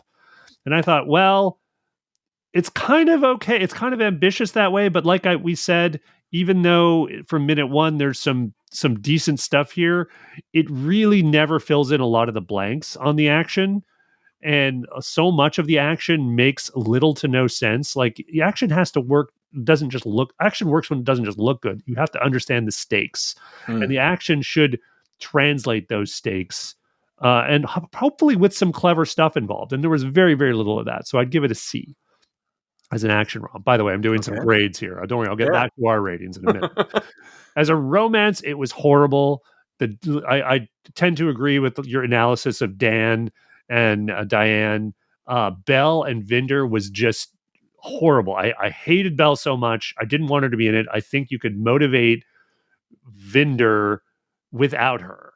In fact, I think he is motivated without her just because of the Prentice stuff and the fact that the universe is ending. Yeah. There are some stakes here already. You don't need this romance and this kid and this relationship. You just don't need it unless there was some other aspect to it, and there was nothing. So as a romance, it's a D. as a mystery, it's not bad. I think it teases certain things well. I think particularly Once Upon Time, the way it unfolds as a sort of a mini mystery within the bigger mystery of Flux, and how this relates to the Doctor and the Doctor's past, which again I think was a pretty good reveal too. All of that worked for me. So as a mystery, it's a B, and I'm sort of deducting points a little bit for it just kind of not really being concise about it. As a timey-wimey adventure, I kind of like it. It's okay. Like, there's a lot of crap that they didn't explain, like the Sontarans and history and whatever else. But again, I think the being lost in time, particularly with the angels, that was all very cool. So I give it an A minus. As a canon event, I would say it's Chris Chibnall's fault that it's kind of a canon event. He decided it was kind of this thing he was doing. But you know what? He did follow through, and he did give some kind of ending.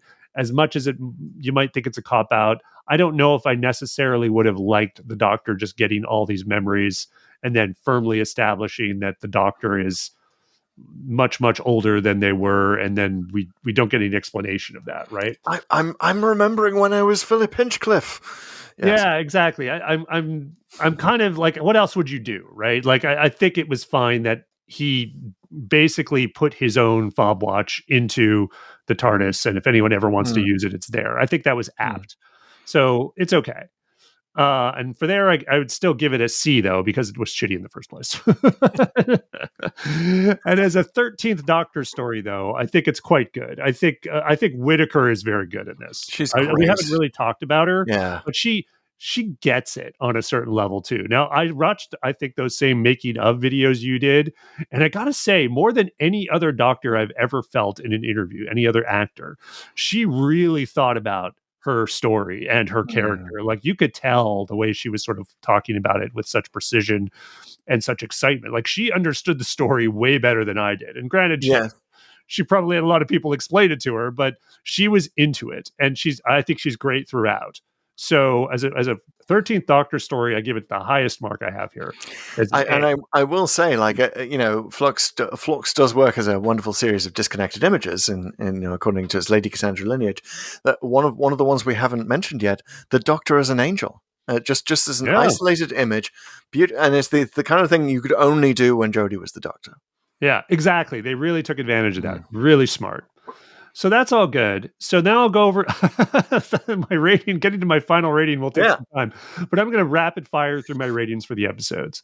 So Halloween Apocalypse, Lady Cassandra, or the Sontarans, Professor Hayter, Once Upon Time, a Dalek, not just any Dalek, an eternal Dalek.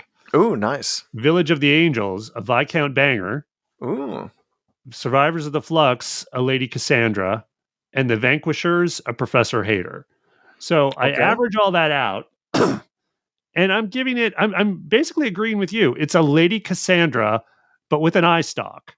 So there's hints of Dalekness here, not enough to even give it full armor, not enough to make it like the Lady Cassandra in a Dalek. But there's, like, at times it isn't just paper thin. At times it gives you something to chew on. Or at least look down into. And you could have a good time with some of these episodes. So it's better than your average Cassandra. Okay, so just to be clear, your rating is Lady Cassandra with, like, what, 10% Dalek? I think you're saying it's not a full Dalek hybrid. It's not a hybrid. Yeah.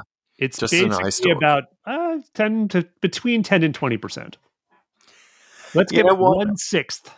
I think we do, before we leave Flux altogether, and thank goodness for that. I think that, we do have to talk about the Village of the Angels thing. That I really so going through this pull to open adventure, we're watching a lot of Who for the second time, right? A lot of new Who for the second time, and we said this before. It usually gets better. That was what I was hoping for with Flux. Unfortunately, I didn't get it. It got worse. All of it got worse, including Village of the Angels. And I really liked Village of the Angels at the time.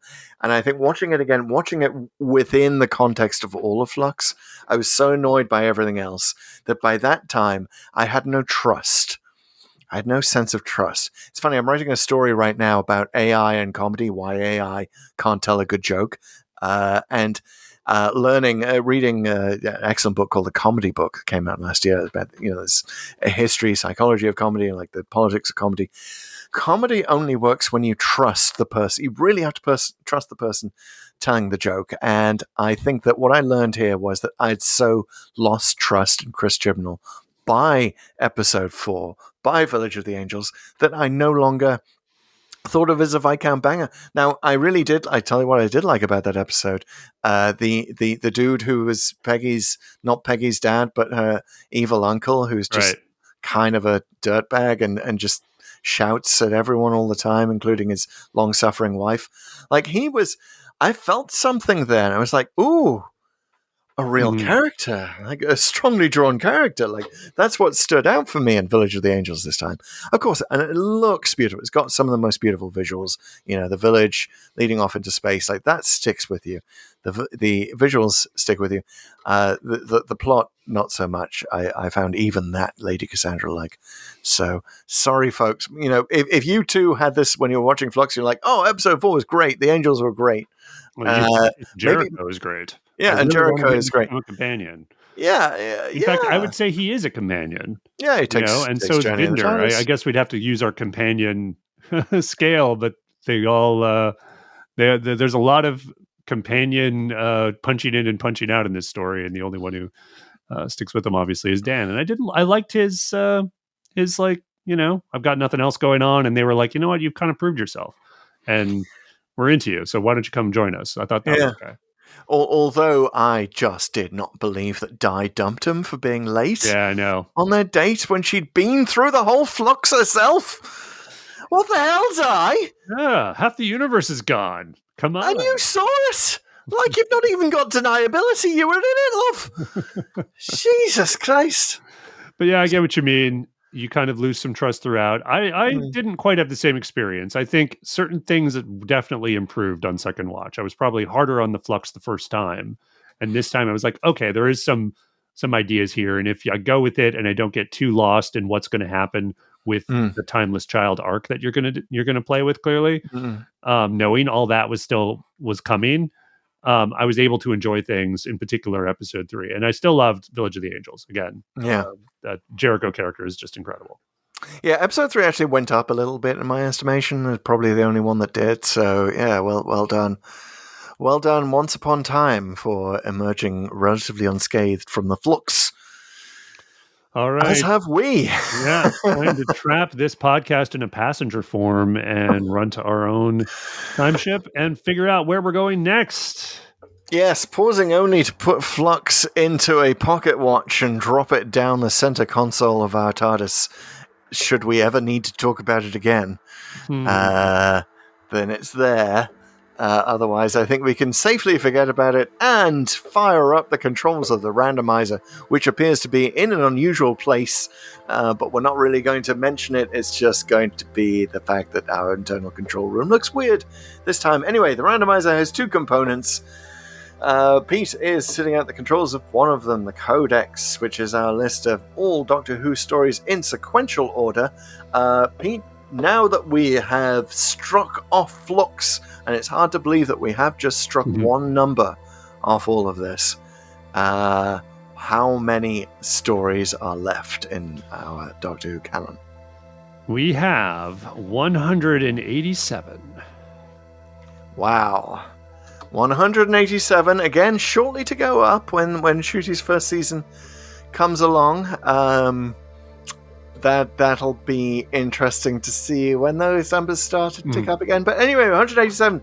I enter that number into the other component of the randomizer of random.org, which is the executor, which chooses our random number for us. It is bespoke randomness.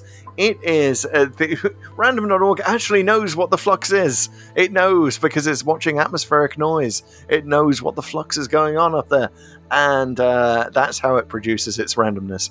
Not like Joseph Williamson randomly doing his tunnels. By the way, I love that line about the designs are erratic, the work random, and very much felt like they were talking about us pull to open when they said that to Joseph Williamson. By the way, Williamson Tunnels History Corner, also real. Go read up on them. Nobody knows why he dug them. All right, so before I hit that generate button and we get a random number between 1 and 187, we like to issue some challenges, and I'm going to go first and just say, bring it, Randomizer. Bring it. Do it. Do your worst. Do the Daleks' master plan. Let's get it over with. Oh my. Come at us. I'm just going to do the opposite and say, give us the shortest episode we have left. Okay, whatever it is. There's got to be some 2-episoders in the classic series. That it's got to be whatever it's called, in the machine, or in the space machine, or Edge of Destruction is what I'm thinking. Sure, yeah, there you go. Yeah. Or there might be like some really short runtime New Who. Yeah, it's like 40 minutes or something. So go for that. It's true. Yeah, maybe the shortest New Who. All right. Well, there we have it. Either the Daleks' master plan, or I'll also say let's go for the full-on mention of Eclipse bingo, and let's have Mask of Mandragora. Ooh. Okay. So you now you're giving 2 challenges. Yeah. I'm saying either let's finish this Eclipse thing, then never talk about eclipses again. Or just bring it. I'm punch drunk on Flux, so I'm ready. Okay. Do your worst. I knew drunkenness would come in at some point. All right. Are we ready for the countdown? We're ready. Give me a countdown. We will hit the generate button. Do it in 4, 3, 2, 1.